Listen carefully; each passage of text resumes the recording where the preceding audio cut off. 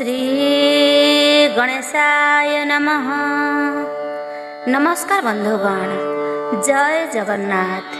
आज आसंतु आरंभ करिबा संसार सार गीता। गोटे अध्याय हो पछे मूलर शेष पर्यंत निश्चय शुणिबे। प्रथम अध्याय।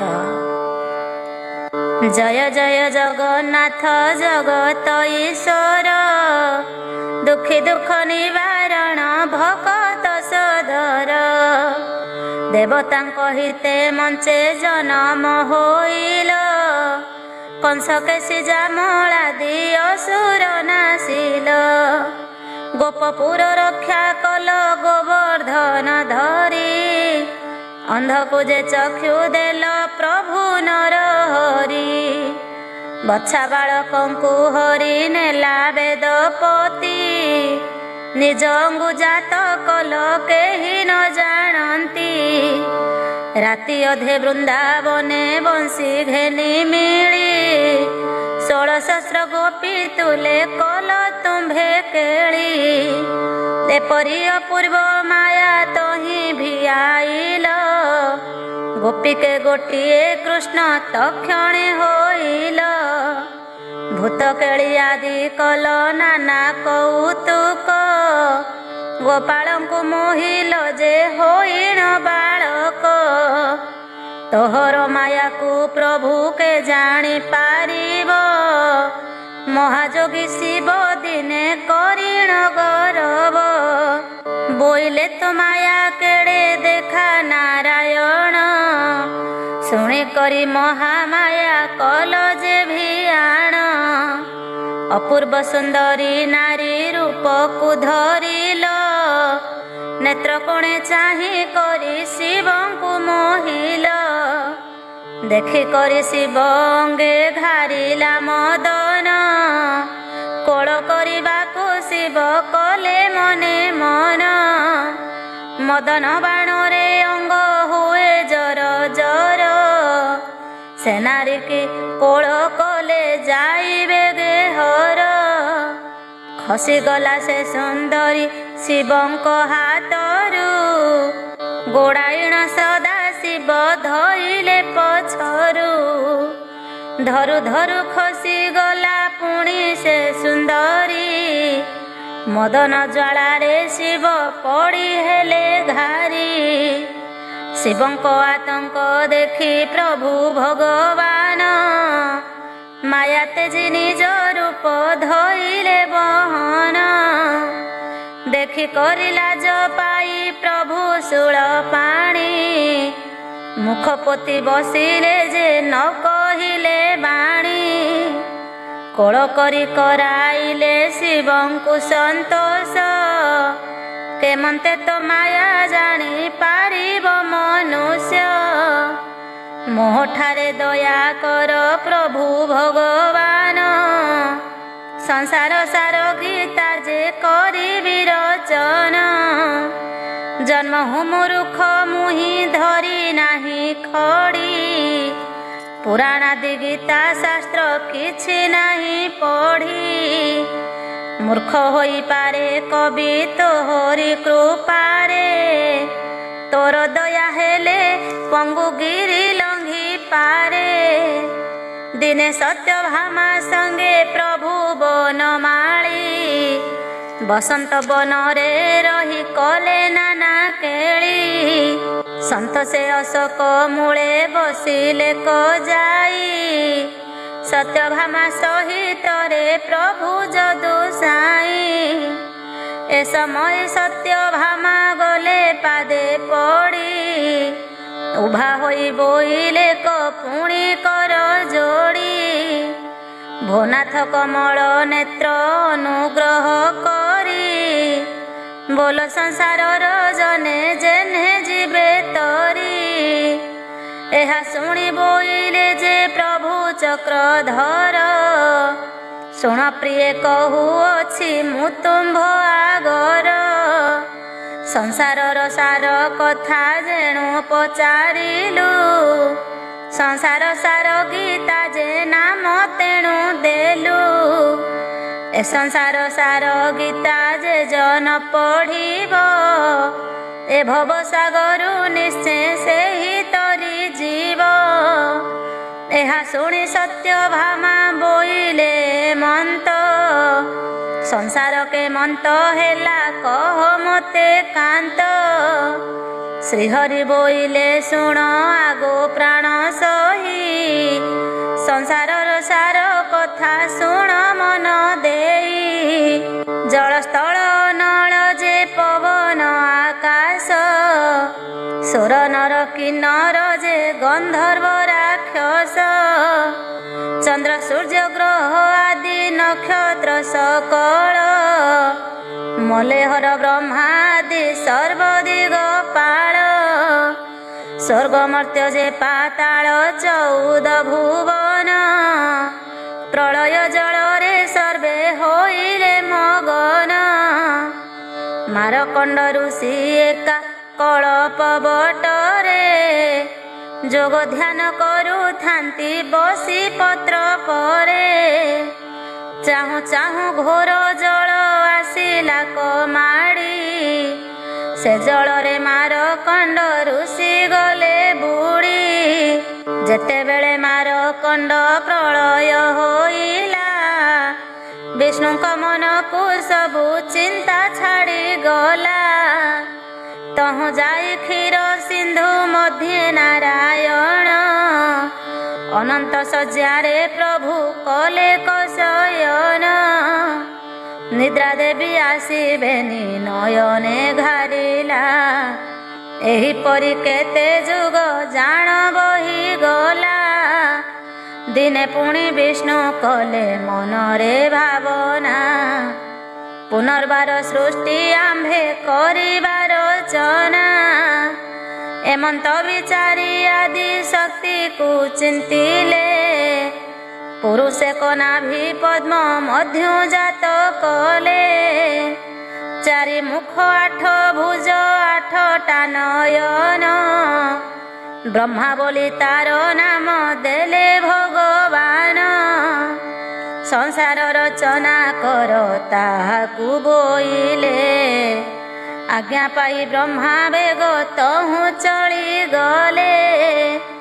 ଦେଖିଲେ ସଂସାର ଯାକ ପୁରୀ ଅଛି ଜଳ, ନ ପାଇଣ ବ୍ରହ୍ମା ତହିଁ କିଛି ଥଳ କୂଳ। ପରମ ବ୍ରହ୍ମଙ୍କୁ ମନେ ମନେ ଚିନ୍ତା କଲେ, କେମନ୍ତେ ସଂସାର ମୁହିଁ ରଚିବି ଭାବିଲେ। ମଧୁ କୈଠବ ନାମେ ଯୋଡ଼ିଏ ଅସୁର, ବିଷ୍ଣୁ କାନ ମଳିରୁ ସେ ହୋଇଲେ ବାହାର। ସେବେନି ଅସୁରେ ଚାହିଁ ପ୍ରଭୁ ନିରଞ୍ଜନ, ବୋଇଲେ ଯେ ତୁମ୍ଭେ ଏଥୁ ଚଳି ଯାବ ହନ। ଏ ପୁରୁଷ ସଙ୍ଗତରେ କର ଯା ସମର, ଶୁଣି କ୍ରୋଧେ ଚଳିଗଲେ ସେବେନି ଅସୁର। ଅସୁରଙ୍କୁ ଦେଖି ଭୟ କରି ପ୍ରଜାପତି, ନିରଞ୍ଜନ ଦେବତାଙ୍କୁ କଲେ ବହୁ ସ୍ତୁତି। ସ୍ତବ ଶୁଣି କ୍ରୋଧ ଭରେ ନିରଞ୍ଜନ ଦେବ, ସେହି ପୁରୁଷେ ପୁଣି ହୋଇଲା ଉଦ୍ଭବ।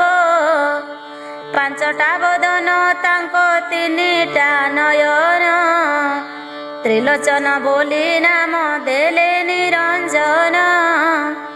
ବୋଇଲେ ତୁ ଯାଅ ଏହି ଅସୁର କୁମାର, ସେ ପୁରୁଷ ନ ଶୁଣିଣ କଥା ତାହାଙ୍କର।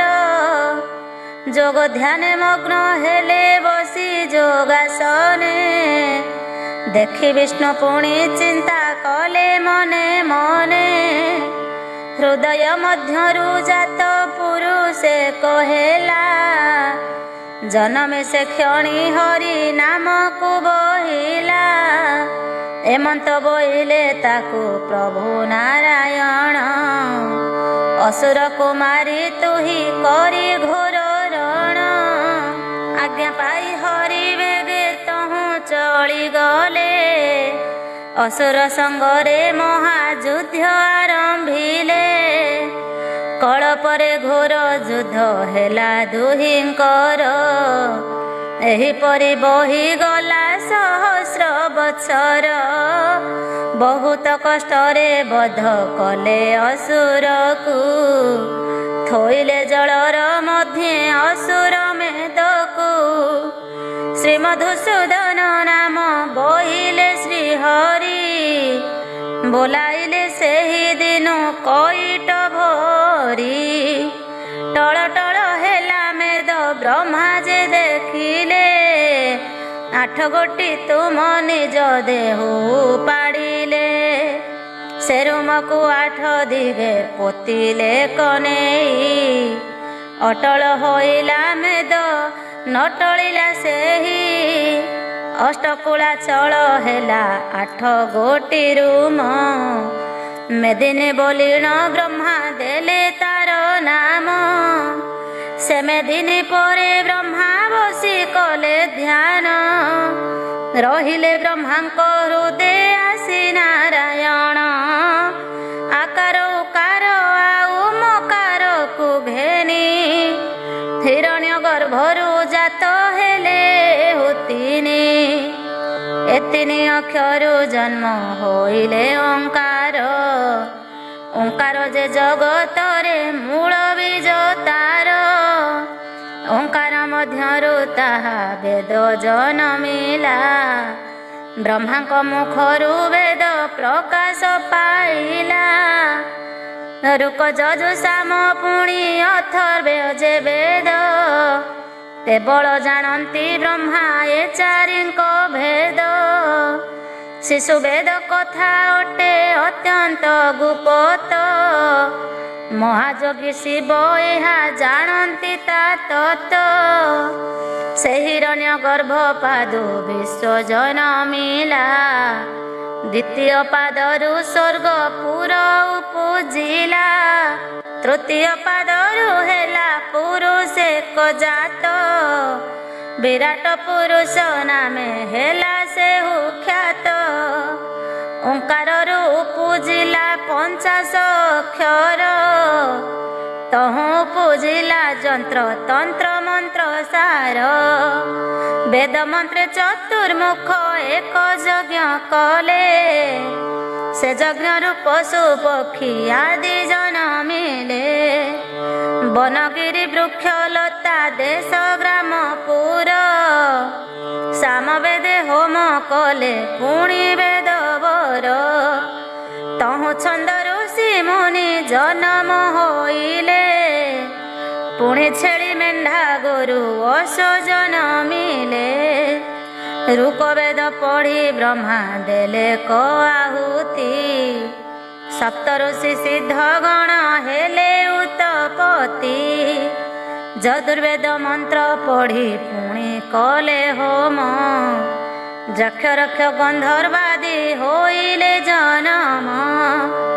ଆହୁତି ଦେଲେ କ ବ୍ରହ୍ମା ଅଥର୍ବ ବେଦରେ, ଗୀତାଦି ସର୍ବଶାସ୍ତ୍ର ତହିଁରୁ ବାହାରେ। ବିରାଟ ପୁରୁଷ ମୁଖ ବ୍ରାହ୍ମଣ ଜନମ, 2 ବାହୁ ମୂଳୁ କ୍ଷତ୍ରି ହେଲେ ଉତ୍ତପନ୍ନ। ଉରୁ ମଧ୍ୟ ବୈଶ୍ୟ ଜାତି ଜନମ ହୋଇଲେ, କ୍ଷୁଦ୍ର ଜାତି ସେ ପୁରୁଷ ପାଦୁ ପୂଜିଲେ।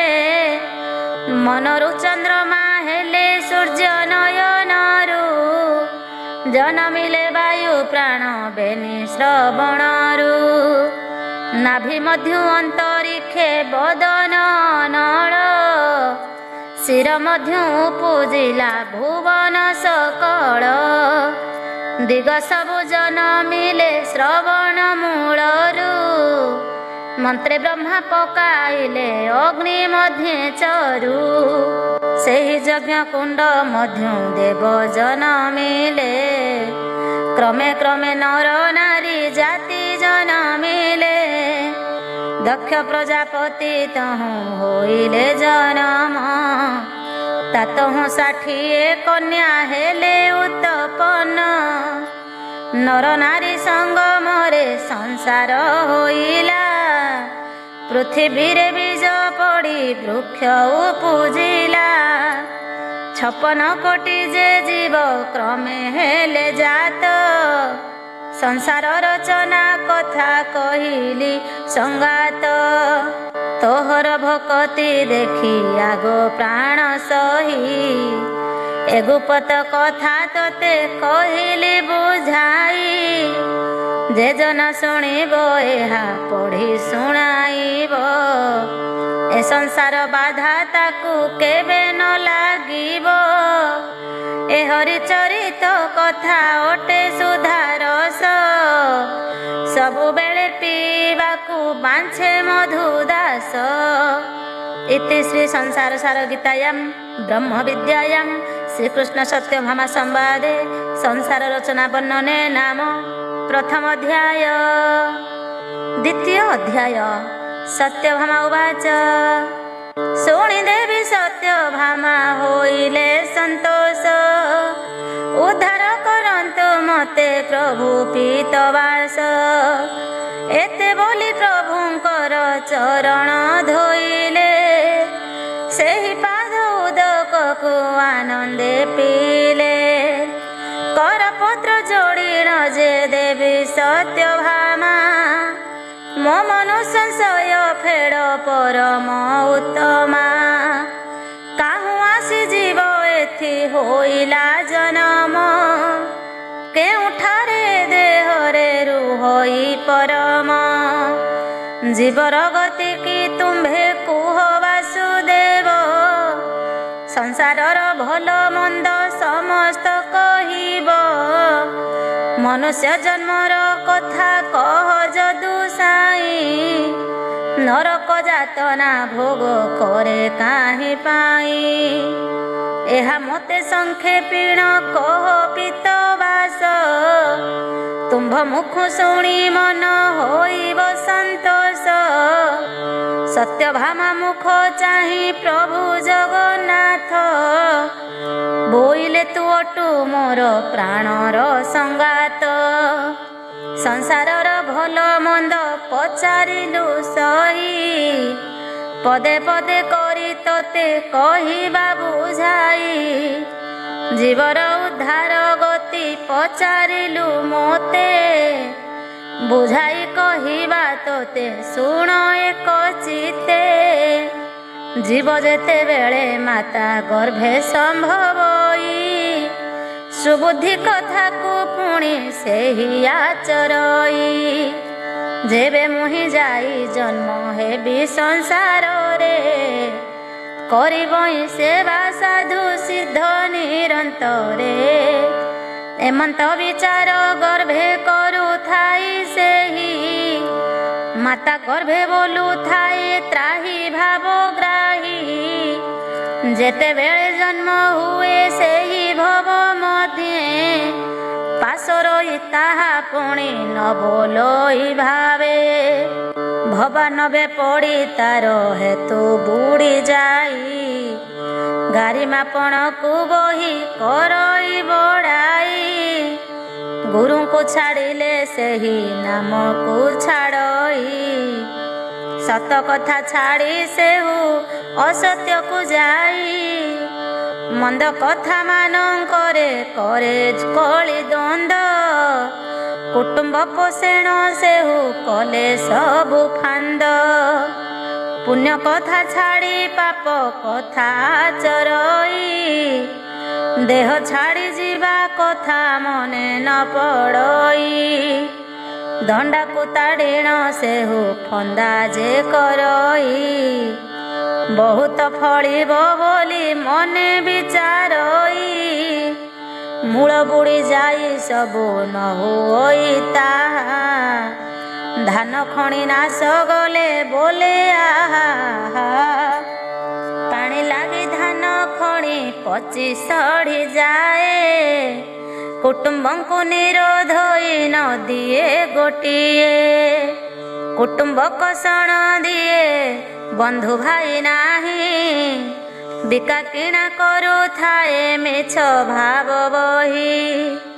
ତହିଁରେ ସେହି ଦିନ ମାତର କେତେ ପୁଣ, କରୁଥାଏ ମନେ ମନେ ପୁଣି ବଡ଼ ଟାଣ। ପାପ କଥା ଗୋଟାକୁ ଯେ ଦଣ୍ଡେ ନ ଛାଡ଼ଇ, ବୁଢ଼ା ହୋଇଯାଏ ତାର ଚକ୍ଷୁ ଅନ୍ଧ ହୋଇ, ଏହି ମତେ ହୋଇଣ ସେ ଘରେ ପଡ଼ିଥାଏ।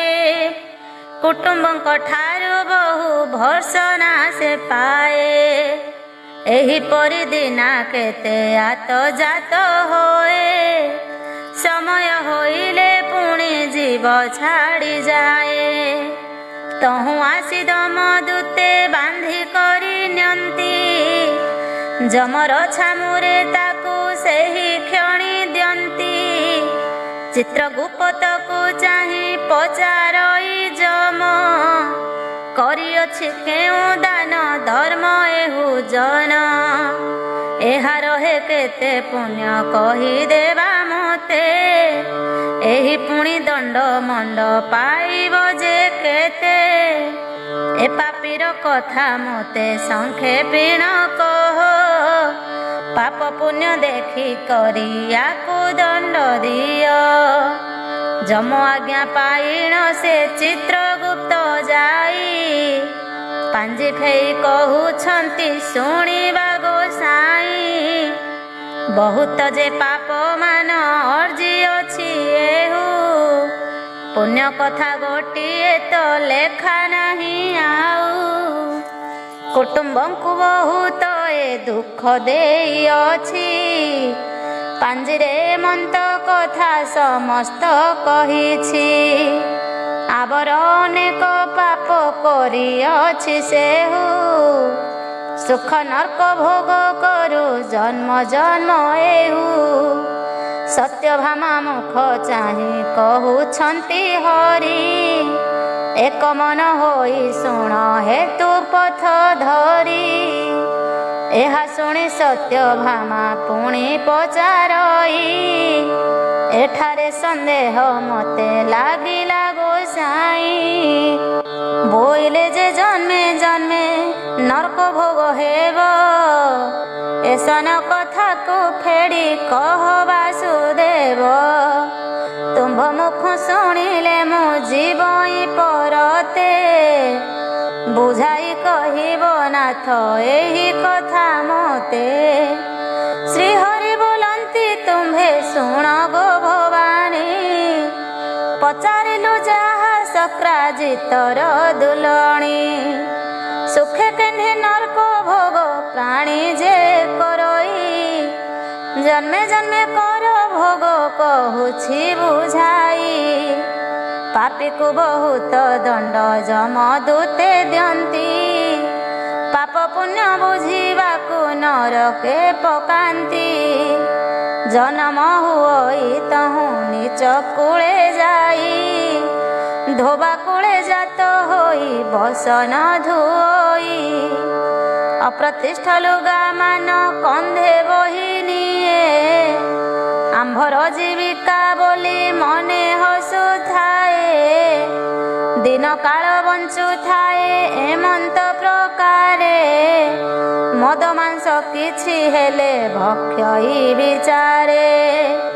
ନିଜ ବନ୍ଧୁ ବାନ୍ଧବଙ୍କୁ ନିମନ୍ତ୍ରଣ ଆଣି, ମଦ ମାଂସ ଭୋଗ କରେ କୁଟୁମ୍ବଙ୍କୁ ଘେନି।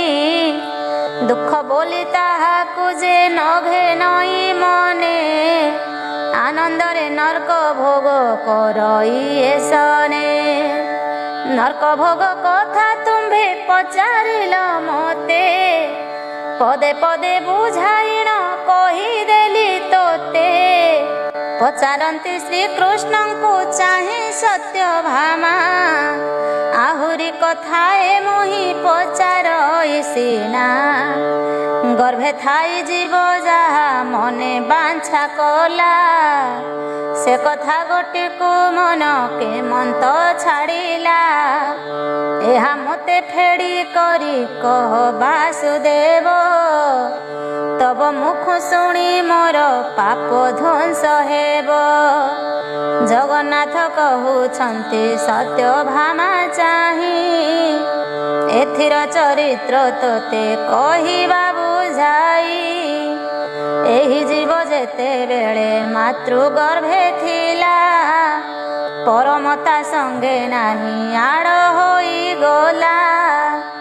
ଯେତେବେଳେ ଜାତ ହୋଇ ଭୂମିରେ ପଡ଼ଇ ସେ ପରମ ସେହି କ୍ଷଣି ତା ସଙ୍ଗେ ମିଶଇ ଆସି ଯହିଁ ପରମତା ଦେହରେ ପଶିଲା ପୂର୍ବଜନ୍ମ କଥା ମାନ ତହୁଁ ପାସୋରିଲା ସତ୍ୟଭାମା ଆଗେ ହା ଶ୍ରୀହରି କହିଲେ ଶୁଣି ସତ୍ୟଭାମା ମନେ ଆନନ୍ଦ ହୋଇଲେ ସତ୍ୟଭାମା ଶ୍ରୀହରିଙ୍କ ପାଦେ ରଖି ମନ ଯେଉଁ ପାଦ ଭାବେ ସାଧୁ ଦାସ ଅନୁକ୍ଷଣ ଇତି ଶ୍ରୀ ସଂସାର ସାର ଗୀତାୟାಂ ବ୍ରହ୍ମ ବିଦ୍ୟାୟାମ୍ ଶ୍ରୀକୃଷ୍ଣ ସତ୍ୟଭାମା ସମ୍ବାଦେ ଜୀବ ଜନ୍ମ ବ୍ୟବସ୍ଥା କଥନେ ନାମ ଦ୍ୱିତୀୟ ଅଧ୍ୟାୟ।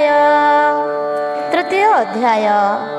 ସତ୍ୟଭାମା ଉବାଚ ସତ୍ୟଭାମା କହୁଛନ୍ତି ଶ୍ରୀକୃଷ୍ଣଙ୍କୁ ଚାହିଁ ଆହୁରି କଥାଏ ପ୍ରଭୁ ପଚାରୁଛି ମୋହିଁ ତୁମ୍ଭେ ଯେ ବୋଇଲ ନିଚ କଥା ହେଲା ଯେହୁ ସୁଖେ ଯାଇ ନର୍କ ଭୋଗ କଲା ପୁଣି ସେହୁ ଯେଉଁମାନେ ବ୍ରତ ଆଦି ପୁଣ୍ୟକୁ କରନ୍ତି ସେମାନେ କେମନ୍ତେ ଯାଇ ନରକ ଭୋଗନ୍ତି ଏ କଥାରେ ମନ ମୋର ସନ୍ଦେହ ଲାଗିଲା ନିଜ କଥା ମାନ କିଛି ସେହି ଯେ ନ କଲା ଶ୍ରୀକୃଷ୍ଣ ବୋଇଲେ ପୁଣି ଏ କଥା ଶୁଣିଣ ବ୍ରତ କରଇ ତାର ମନେ ଯେ ବଡ଼ପଣ ସେହି କଥା ମାନ ଯାଇ ଲୋକଙ୍କୁ କହଇ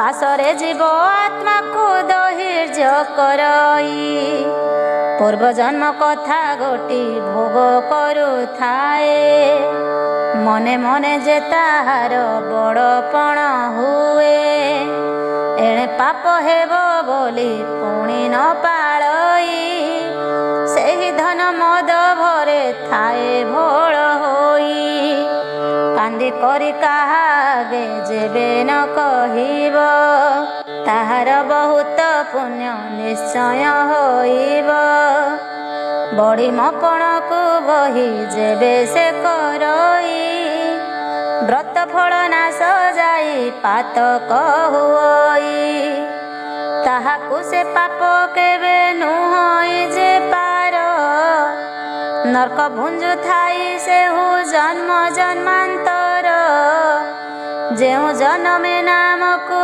କରଇ ଭଜନ ତାହାର ସକଳ ପାପ ହୁଅଇ ଦହନ ନାମର ମହିମା ଅଛି ଅପାରୁ ଅପାର ନାମକୁ ଯେହୁ ଚିନ୍ତଇ ହୁଅଇ ସେ ପାର ନାମ ନ ଚିନ୍ତିଲେ ଆଉ ତାକୁ ପାର ନାହିଁ ତୀର୍ଥବ୍ରତ କରିଣ ସେ ଧନ୍ଦି ହେଉଥାଇ ଯାହାର ମୋହର ପାଦେ ନଥାଏ ଭକତି ତୀର୍ଥବ୍ରତ ତପ କଲେ ନ ପାଏ ମୁକତି ପଚାରିଲେ ସତ୍ୟଭାମା ଆହେ ଜଗନ୍ନାଥ କାହିଁ ପାଇଁ ଲୋକ କରୁଥାଇ ତୀର୍ଥବ୍ରତ ଶ୍ରୀହରି ବୋଇଲେ ଶୁଣ ଆଗ ପ୍ରିୟ ସହି ତୀର୍ଥବ୍ରତ କଲେ ମନ କର୍ମ ଆଡ଼େ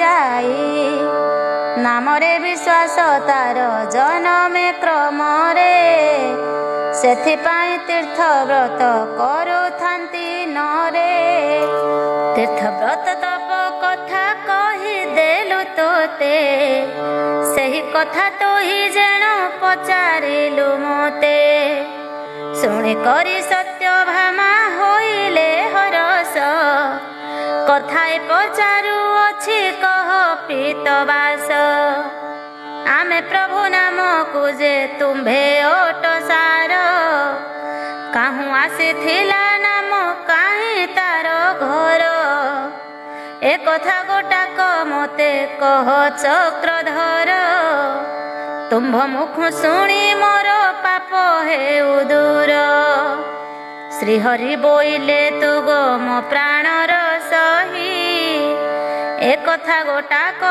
ମୋତେ ଗୋଚର ଯେ ନାହିଁ ଅପାର କାଳରୁ ନାମ ଜାତ ହୋଇଅଛି। ନିରାକାର ଏ କଥା ଜାଣନ୍ତି ନାହିଁ କିଛି।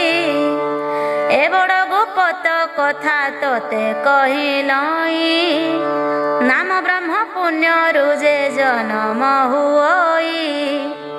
ପୁଣ୍ୟକାରୀ ଜନ ଠାରେ ନାମ ରହିଥାଏ, ଯେଉଁଠାରେ ନାମ ଥାଏ ମୁହିଁ ତହିଁ ରହେ। ନାମର ମହିମା ଗୋତନ୍ତ କଥା, ସଂସାର ମଧ୍ୟରେ ସାର ନାମ ହିଁ ସର୍ବଥା। ନାମରେ ମୁଁ ବନ୍ଦୀ ଅଛି ଆଉ କାହିଁ ନାହିଁ, ନାମକୁ ଭଜଇ ଯେହୁ ତାକୁ ନ ଛାଡ଼ଇ। ଯେହୁ ମୋର ଭକତ ଗୋ ମୁଁ ତାକୁ ଭଜଇ, ନିଶ୍ଚୟ କରିଣ ତୋତେ କହିଦେଲି ସହି। ସତ୍ୟଭାମା କହୁଛନ୍ତି ଶ୍ରୀକୃଷ୍ଣଙ୍କୁ ଚାହିଁ, କଥାଏ ପଚାରୁଅଛି କହ ଭାବଗ୍ରାହୀ। ତୁମ୍ଭେ ଯେ ବୋଇଲ ଆଉ ନାମ ନୁହେଁ କିଛି, ନାମକୁ ଯେ ବଡ଼ କଲ ପ୍ରଭୁ ଶିରିବଛି। ଏକାଦଶୀ ବ୍ରତ ଯେ କରନ୍ତି ଋଷିଗଣ, ଏଥିରେ କିସ ପୁଣ୍ୟ କହ ଭଗବାନ। ଶ୍ରୀହରି ବୋଇଲେ ତୁମ୍ଭେ ଶୁଣ ଗୋ ବାରୁଣୀ, ଏକାଦଶୀ ବ୍ରତ କଥା କହିଦେବି ପୁଣି। କରୁଥିଲେ ଏକାଦଶୀ ବ୍ରତ ଯେଉଁ ଜନ, କରିବେ ସେ ନିଶ୍ଚିନ୍ତରେ ସତ ଆଚରଣ। ସେହି ନୀତି ଦିନ ଯେବେ ସତ୍ୟ ଆଚରିବ, ଦାନ ଧର୍ମ ଦୟା କ୍ଷମା ତାର ତହିଁ ଥିବ। ଏକାଦଶୀ ବ୍ରତ ମୂଳ ଯେ ଜନ ପାଇବ, ଅନ୍ତେ ସ୍ୱର୍ଗ ଭୁବନକୁ ନିଶ୍ଚୟ ଚଳିଯିବ। ଏକଥାରୁ ଏକ କଥା ଯାହାଠାରେ ନାହିଁ, ଏକାଦଶୀ ବ୍ରତ ଫଳ ପାଇବ ସେ କାହିଁ। ଏ କାମକୁ ନ କରଇ ସେଦିନ ଯେ ଜନ, ନର୍କ ଭୋଗ କରୁଥାଏ ସେହି ଜନ୍ମ ଜନ୍ମ। ବ୍ରତ ଦିନ ନାମ ଭୋଜି କରଇ ଭଗତି, ଅନ୍ତକାଳେ ସେହି ଜନ ପାଏ ମୋକ୍ଷ ଗତି। ପୁଣି ପୁଚ୍ଛା କଲେ ଶକ୍ରାଜିତର ଦୁଲଣୀ, କଥାଏ ପଚାରୁଅଛି କହ ଚକ୍ରପାଣି। 12 ତୀର୍ଥ 12 ବ୍ରତ କରନ୍ତି ଯେ ଜନ, କହ ପ୍ରଭୁ ତାଙ୍କ ପୂର୍ବ ଜନ୍ମର ବିଧାନ। ତୁମ୍ଭ ମୁଖ ଶୁଣିଲେ ମୁଁ ଯିବଇଁ ପରତେ, ଏହା ମୋତେ ଫେଡ଼ି କରି କହ ଜଗନ୍ନାଥେ। ଜଗନ୍ନାଥ କହୁଛନ୍ତି ଶୁଣ ଗୋ ଭବାନୀ, ଏ କଥାର ସନ୍ଧି ତୋତେ କହିଦେବା ପୁଣି। ବ୍ରତ ଓଷା ଉପବାସ କରେ ଯେହୁ ଜନ, ଆର ଜନ୍ମେ କରିଥାଏ ଲୋକଙ୍କୁ ବହନ। ଘରେ ଧନ ଦ୍ରବ୍ୟ ରଖି ବାଣିଜ୍ୟ କରଇ, କୁଟୁମ୍ବଙ୍କୁ ନ ଦେଇ ସେ ଭୋକରେ ମରଇ। ସେହି ଦୋଷେ ଏହି ଜନ୍ମେ କରେ ଉପବାସ, କହିଦେଲି ତୋତେ ମୁହିଁ ଏଥିର ସନ୍ଦେଶ। ଯେବେ ସେହୁ ନ ପାଳଇ ବ୍ରତର ଆଦେଶ, ବ୍ରତ ଫଳ ନାଶ ଯାଏ ଆପେ ହୁଏ ଧ୍ୱଂସ। ଯେ ଜନ ଭଜଇ ନିଶ୍ଚୟ ସେହି ପାଏ ମୋତେ, ଏଥିରେ ସନ୍ଦେହ କିଛି ନ ଭାଳ ତୁ ଚିତେ। ସତ୍ୟଭାମେ ଆଗେ ହାସି ହରି କହିଲେ, ଶୁଣି ସାଧୁ ଦାସ ମନେ ଆନନ୍ଦ ହୋଇଲେ। इति श्री संसार सार गीतायां ब्रह्म विद्यायां श्रीकृष्ण सत्यभामा संवादे तीर्थव्रत पाख्याने नाम तृतीय अध्याय। चतुर्थ अध्याय। सत्यभामा उवाच सत्यभामा कहउछन्ति शुण आहे हरि, कथा एक पचारिबि कह फेड़ी करी। ତୁମ୍ଭେ ଯେ ବୋଲଇ ଦୟା ଅଛଇ ଯାହାର, ସେହି ଯେ ପାଇବ ନିରନ୍ତରେ ସ୍ୱର୍ଗପୁର। ଯାହାର ଗୃହରେ ଧନ ଦ୍ରବ୍ୟମାନ ଥିବ, ସେହି ଲୋକ ସିନା ଦାନ ଧର୍ମ ହିଁ କରିବ। ଜଗତରେ ଦୁଃଖୀ ଲୋକ ଅଛନ୍ତି ବହୁତ, କାହୁଁ ସେ ଆଣିବେ ପୁଣି ଧନ ଦ୍ରବ୍ୟ ବିତ୍ତ। ଦରିଦ୍ର ହୋଇଣ ଦିନ ଦୁଃଖ କଷ୍ଟେ ନିଅନ୍ତି, ସେ କେମନ୍ତେ ତରି ଯିବେ କହ ଶ୍ରୀପତି। ସତ୍ୟଭାମା ମୁଖ ଚାହିଁ କହେ ଭାବଗ୍ରାହୀ, ସତ୍ୟପୁରେ ଆଉ ଧର୍ମ ନାହିଁ ଆଗ ସହି। ସତ୍ୟ କହୁଥିବ ମୋର ନାମ ଜପୁଥିବ, ତାହାକୁ ନହିବ ସରି ପ୍ରହ୍ଲାଦ ଧ୍ରୁବ। ଅନୁକ୍ଷଣେ ମୋର ନାମ ଯାହାଠାରେ ଥାଏ, ସେ ଯେଣିକି ଯାଏ ଆଗ ମୁଁ ତେଣିକି ଯାଏ। ମୋର ନାମ ଭଜନକୁ ସେହି ନହେ ସରି, ନାମକୁ ଭଜିଲେ ଯାଏ ସେହି କ୍ଷଣେ ତରି। ନାମରେ ଯାହାର ଗୋ ଶ୍ରଦ୍ଧା ଆଉ ଯେ ନାହିଁ, କୋଟି କୋଟି ଧନ ଦେଲେ ନ ତରିବ ସେହି। ଏଥିର ସନ୍ଦେହ ମୋତେ କହିଲୁ ଭବାନୀ, ହେତୁ କରି ମନେ ରଖ ଏ ଗୁପ୍ତ ବାଣୀ। ସତ୍ୟଭାମା କହୁଛନ୍ତି ଶ୍ରୀକୃଷ୍ଣଙ୍କୁ ଚାହିଁ, କଥାଏ ପଚାରୁଅଛି କହିବା ଗୋସାଇଁ। ଚୈତ୍ର ଶୁକ୍ଳ ପକ୍ଷ ଅଷ୍ଟମୀର ଦିନ, ପିଠି ଫୋଡ଼ାଇଣ ଯେହୁ ବୁଲେ ଗ୍ରାମ ଗ୍ରାମ। ଏ କଥାରେ କିସ ପୁଣ୍ୟ କହ ଭଗବାନ, କିମ୍ପାଇଁ ସେ ପିଠି ଫୋଡ଼ି ହୁଅଇ ଦହନ। ଏଥିର ଚରିତ୍ର ମୋତେ କହ ପିତବାସ, ତୁମ୍ଭ ମୁଖ ଶୁଣିଲେ ମୁଁ ହୋଇବି ସନ୍ତୋଷ। ସତ୍ୟଭାମା ମୁଖ ଚାହିଁ କହେ ବାସୁଦେବ, ପୂର୍ବଜନ୍ମ କଥା ଗୋଟିଏ କେ କରିବ। ଏ କଥାକୁ ବୁଝାଇଣ କହିଦେବା ତୋତେ, ପଦେ ପଦେ କରି ଯେଣୁ ପଚାରିଲୁ ମୋତେ। ପିଠି ଫୋଡ଼ି କଲ ବଲ ହୁଏ ଯେଉଁ ଜନ, ତାର ପୂର୍ବ ଜନ୍ମ କଥା ଶୁଣ ଦେଇ ମନ। ଶ୍ରୀହରି ବୋଇଲେ ତୁମ୍ଭେ ଶୁଣ ଗୋ ଭବାନୀ, ଗୋଟିଏ ଅଛଇ ଏଥି ଅପୂର୍ବ କାହାଣୀ।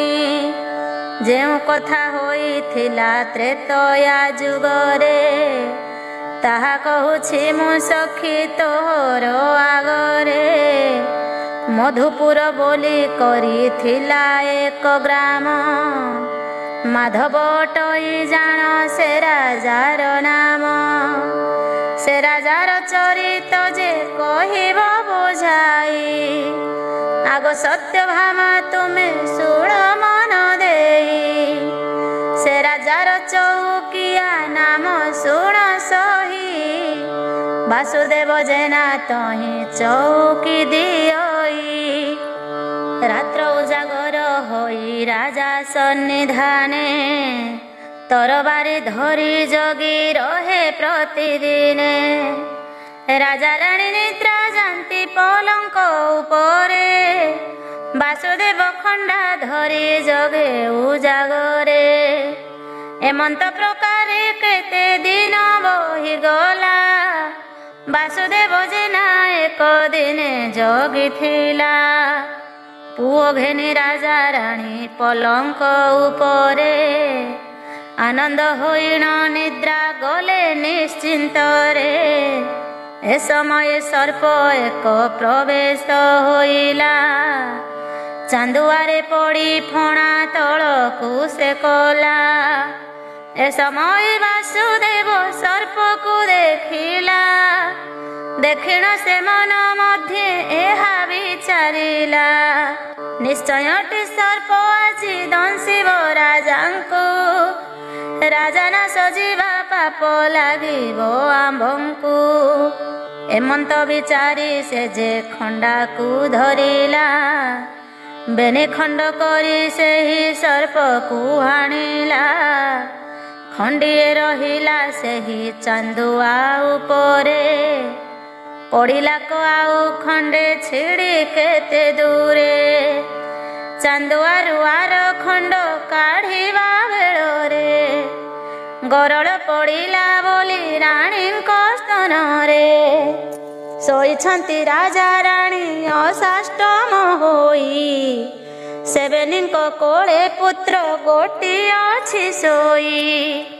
ଦେଖିକରି ବାସୁଦେବ ମନେ ବିଚାରିଲା, ଏଠାରେ ତ ମୋତେ ବଡ଼ ସନ୍ଦେହ ଲାଗିଲା।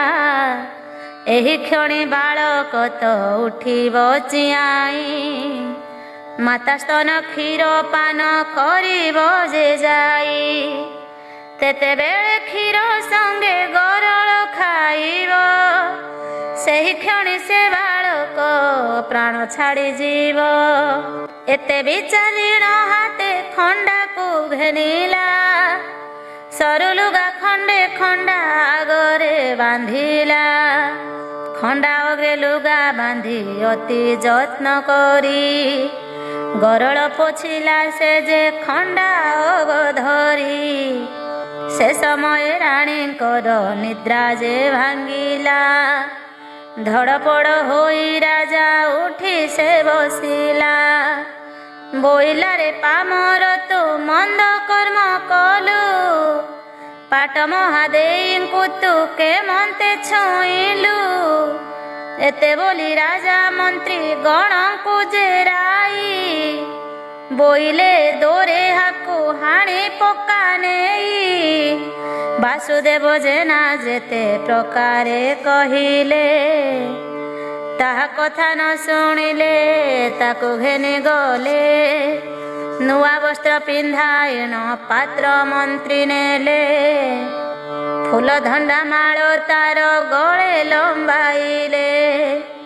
ବାଦ୍ୟକାର ଡକାଇଣ ବାଦ୍ୟ ବଜାଇଲେ, ଡେଙ୍ଗୁରା ଦେଇଣ ଦାଣ୍ଡେ ଦାଣ୍ଡେ ବୁଲାଇଲେ।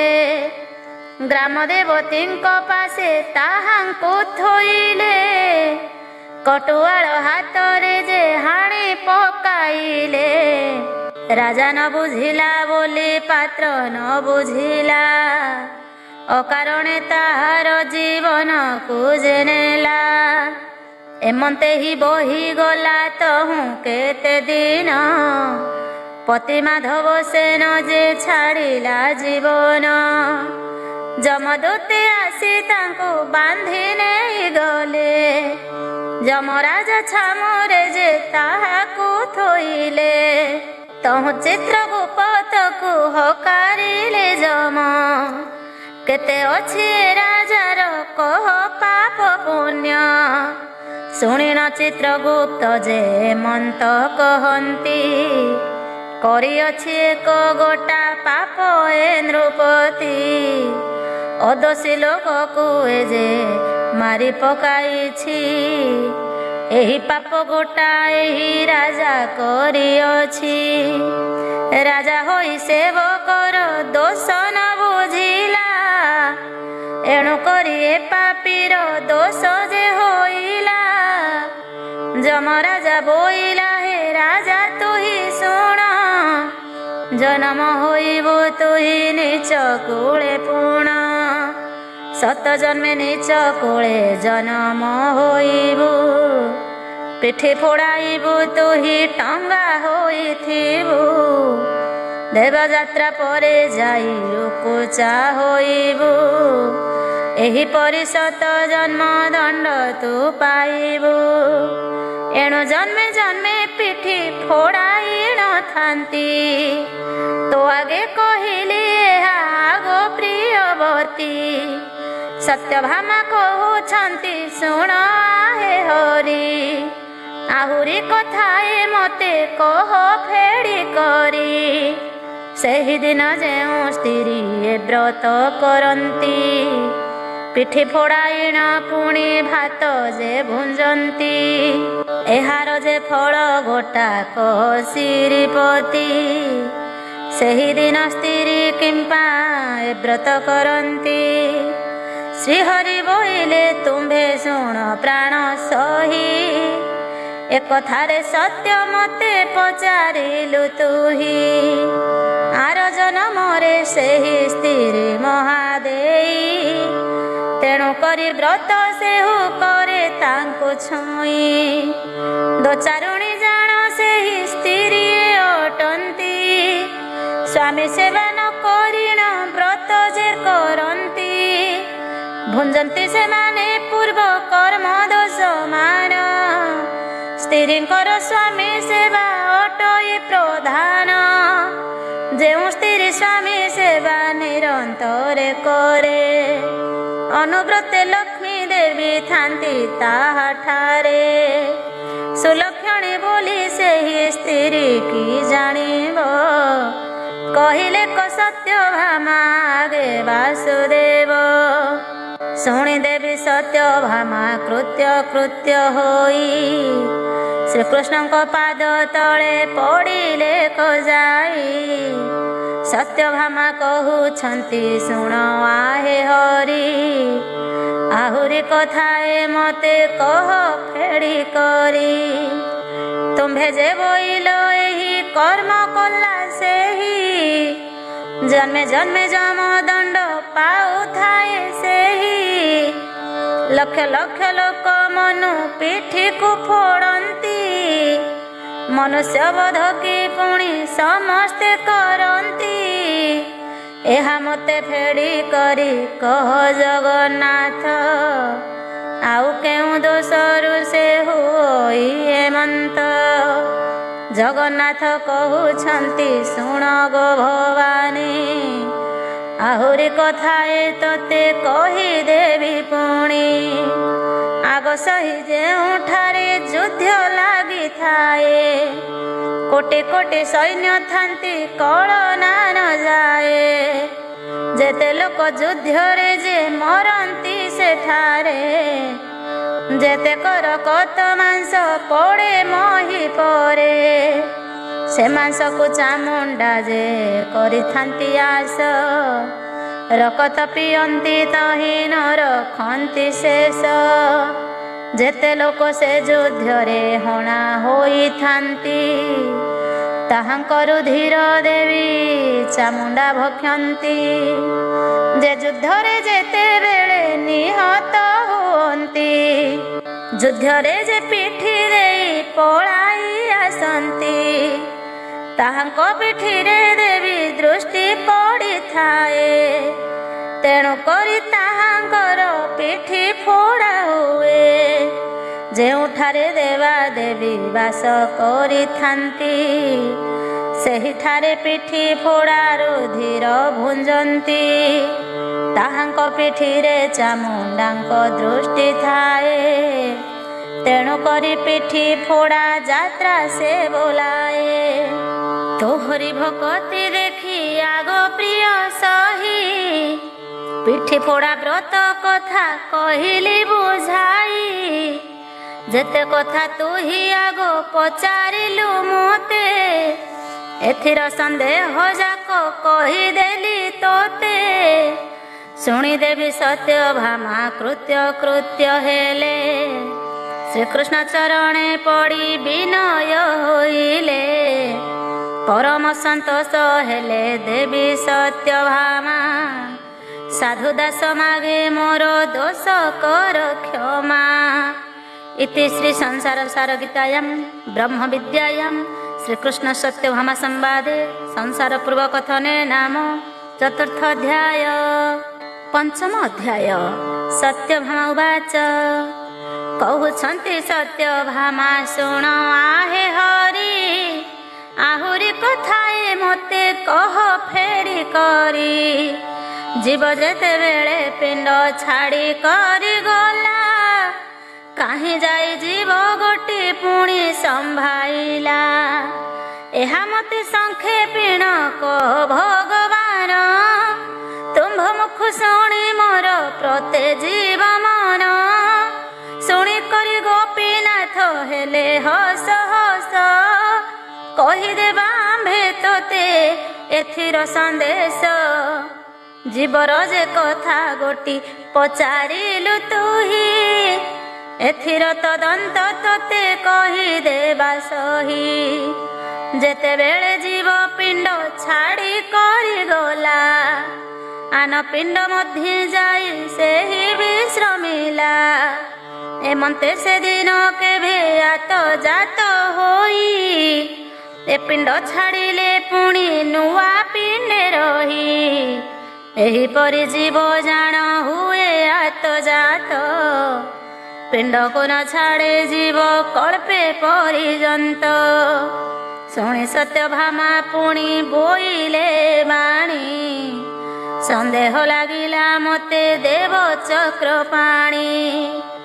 ଏହି ଜୀବ ଗୋଟା ପିଣ୍ଡ ଛାଡ଼ି କରିଗଲା, ଆଉ ପୁଣି ନୂଆ ପିଣ୍ଡ କିମ୍ପା ଆଶ୍ରା କଲା।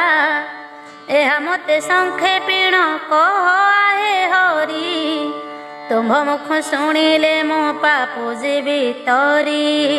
ଶୁଣି ପୁଣି ଜଗନ୍ନାଥ ବୋଇଲେ ମନ୍ତ, ବୁଝାଇ କହିବା ତୋତେ ଏଥିର ତଦନ୍ତ। ଯେ ପ୍ରକାରେ ମହାଜନ କରଇ ବାଣିଜ୍ୟ, ଧାନ ଟଙ୍କା କଉଡ଼ି ଯେ ଦିଅଇ କରଜ। ଜାମିନି ନିଅଇ ପୁଣି ମିଆଦ କରଇ, ମିଆଦ ପୁରିଲେ ତାହା ଠାରୁ ଟଙ୍କା ନେଇ।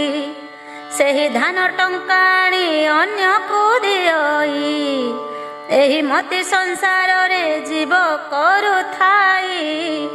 ସେହିପରି ବିଧାତାଏ ଜୀବକୁ ନିଅଇ, ଏ ପିଣ୍ଡକୁ ନେଇ ଆନ ପିଣ୍ଡରେ ରଖଇ। ଶୁଣି ସତ୍ୟଭାମା ପୁଣି କୃତ୍ୟ ହୋଇ, ଆହୁରି କଥାଏ ପ୍ରଭୁ ପଚାରୁଛି ମୁହିଁ। ସାହୁ ଯେହ୍ନେ ଆତଜାତ ଧାନ ଟଙ୍କା କରେ, ଜୀବକୁ ବିଧାତା କରେ ତେମନ୍ତ ପ୍ରକାରେ। ଏ କଥାରେ ମତେ ବଡ଼ ସନ୍ଦେହ ଲାଗିଲା, ଧାନ ସଙ୍ଗେ ଜୀବ କେହ୍ନେ ସମାନ ହୋଇଲା। ଶ୍ରୀକୃଷ୍ଣ ବୋଇଲେ ସଖୀ ଏ ବଡ଼ ଗୁପତ, ବୁଝାଇ କହୁଛି ତୋତେ ଏଥିର ତଦନ୍ତ। ପରମଟଇ ଜାଣ ବିଧାତା ପୁରୁଷ, କରୁଥାଏ ଲଲାଟ ଚକ୍ରରେ ସେ ହୁବାସ। ଜୀବ ଗୋଟି କରୁଥାଇ ଦୁଃଖ ସୁଖ ଭୋଗ, ପରମ ସଙ୍ଗରେ ତାର ନାହିଁଟି ସଂଯୋଗ। ପରମ ବିହୁନେ ଜୀବ ଚଳି ନ ପାରଇ, ପରମର ହୋଇ ଯହିଁ ଜୀବ ରହେ ତହିଁ। ଶୁଣି କରି ସତ୍ୟଭାମା ବୋଇଲେ ମନ୍ତ, ଏଥିରେ ସନ୍ଦେହ ମତେ ଲାଗିଲା ହେ କାନ୍ତ। ପରମ ଛାଡ଼ଇ କିମ୍ପା ପୁରୁଣା ପିଣ୍ଡକୁ, ଏହି କଥା ଗୋଟି ମୋର ନ ଆସେ ମନକୁ। ବୋଇଲେ ଶ୍ରୀହରି ଶୁଣ ଆଗ ପ୍ରାଣ ସହି, ଏଥିର ସନ୍ଦେହ ତୋତେ କହିବା ବୁଝାଇ। ଖଣ୍ଡିଏ ଖଣ୍ଡିଏ ଲୁଗା ପିନ୍ଧିଥାନ୍ତି ଜନ, ପୁରୁଣା ହୋଇଲେ ତାକୁ ଛାଡ଼ନ୍ତି ଯେ ସନ। ଆନନ୍ଦରେ ନୂଆ ଲୁଗା ଖଣ୍ଡିଏ ପିନ୍ଧନ୍ତି, ସେହିପରି ପରମ ପିଣ୍ଡକୁ ଛାଡ଼ିଥାନ୍ତି। ଶୁଣିକରି ସତ୍ୟଭାମା ସନ୍ତୋଷ ହୋଇଲେ, ଶ୍ରୀହରିଙ୍କ ପାଦେ ପଡ଼ି ପୁଣି ପଚାରିଲେ। ଯେତେବେଳେ ଜୀବ ପିଣ୍ଡ ଛାଡ଼ି କରିଗଲା, କେତେ ଦିନେ ଆନ ପିଣ୍ଡେ ସେ ସମ୍ଭାଳିଲା। ଶୁଣି କରି ଭଗବାନ ହେଲେ ହସ ହସ, ବୁଝାଇ କହିବା ତୋତେ ଏଥିର ସନ୍ଦେଶ। ଯେତେବେଳେ ଜୀବ ଗୋଟି ପିଣ୍ଡ ହେ ଛାଡ଼ିଲା, ତକ୍ଷଣେ ସେ ଜୀବ ପିଣ୍ଡୁ ଆର ଆଶ୍ରା କଲା। ଜୀବ ଗୋଟି ବ୍ରହ୍ମ ବୋଲି ଜାଣ ଆଗ ସହି, ତାହାରି ଅଙ୍ଗରେ ଆଗ ମଳିନ ଲାଗଇ। ଶୁଣେ ସତ୍ୟଭାମା ପୁଣି ବୋଇଲେ ବାଣୀ, ଆହୁରି କଥାଏ ମତେ କହ ଚକ୍ର ପାଣି। ତୁମ୍ଭେ ଯେ ବୋଇଲ ଜୀବ ଅଟଇ ତ ବ୍ରହ୍ମ, ତାହାଠାରେ ମଳ ନାହିଁ ଅଟଇ ଉତ୍ତମ। ଜୀବ ଗୋଟିଆର ପିଣ୍ଡେ ଯାଇ ସମ୍ଭାଇଲା, ସେହି ପିଣ୍ଡ ଗୋଟି ଯାଇ ମାଟିରେ ମିଶିଲା। ମଶାଣି ଭୂମିରେ ପିଣ୍ଡ ପକାଇ ଅଇଲେ, ଜୀବ ଯାଇ ଆନ ପିଣ୍ଡେ ଜନମ ହୋଇଲେ। ମଶାଣି ଭୂଇଁରେ କାହିଁ ଶବଦ ଶୁଭିଲା, ଭୂତ ପ୍ରେତ ହୋଇ ପୁଣି କିଏ ବୁଲୁଥିଲା। ପିଶାଚ ତ ଚିରି ଗୁଣି ଡାହାଣୀ ଆବର, ଏମନ୍ତ ସ୍ୱରୂପ ହୋଇ ବୁଲେ କେଉଁ ନର। ଏହା ମୋତେ ଫେଡ଼ି କରି କହ ଭଗବାନ, ତୁମ୍ଭ ମୁଖ ଶୁଣିଲେ ଯେ ପ୍ରତେ ଜୀବ ମନ। ସତ୍ୟଭାମା ଠାରୁ ଯହୁଁ ଶୁଣିଲେ ମୁରାରୀ, ବୋଇଲେ ଗୋ ଶୁଣ ଶକ୍ରାଜିତର କୁମାରୀ। କଥାରେ ତା ସନ୍ଧି ତୁହି ପଚାରିଲୁ ମୋତେ, ପଦ ପଦ କରି ବୁଝାଇଣ ଦେବି ତୋତେ। ଏଥିର ତଦନ୍ତ ତୁହ ଶୁଣ ଭଲ କରି, ଜୀବ ଗଲା ପିଣ୍ଡକୁ ଯେ ମୂର୍ଖେ ଛାଡ଼ି କରି। ରହିଲା ପ୍ରକୃତି ଗଣ ପିଣ୍ଡକୁ ଆବରି, ମଶାଣି ଭୂମିକୁ ଯାଇ ରଖିଲେ ଆବରି। ଯାହାର ପ୍ରକୃତି ଗଣ ସୃଷ୍ଟି ହୋଇଥାନ୍ତି, ସେ ପ୍ରକୃତି ଗଣ ଭୂତ ପ୍ରେତ ଆଦି ହୁଅନ୍ତି। ତେଣୁ କରି ଜୀବ ସଙ୍ଗେ ନଗଲେ ସେମାନେ, ମଶାଣିରେ ଭ୍ରମନ୍ତି ସେ ଶୂନ୍ୟ ଅନୁକ୍ଷଣେ। ଯାହାର ପ୍ରକୃତି ଅତି ସନ୍ଥ ହୋଇଥାଏ, ସେ ପ୍ରକୃତି ଜୀବ ସଙ୍ଗେ ମିଶି ଚାଲିଯାଏ। ଏ ସନ୍ଦେଶ କହିଦେଲୁ ଶୁଣ ଗୋ ଭବାନୀ, ବୁଲୁଥାନ୍ତି ଅତି ଦୁଷ୍ଟ ପ୍ରକୃତି ପୁଣି। ସତ୍ୟଭାମା ଦେବୀ ପୁଣି କରନ୍ତି ଦଇନି, ଆହୁରି କଥାଏ ମୋତେ କହ ଚକ୍ରପାଣି।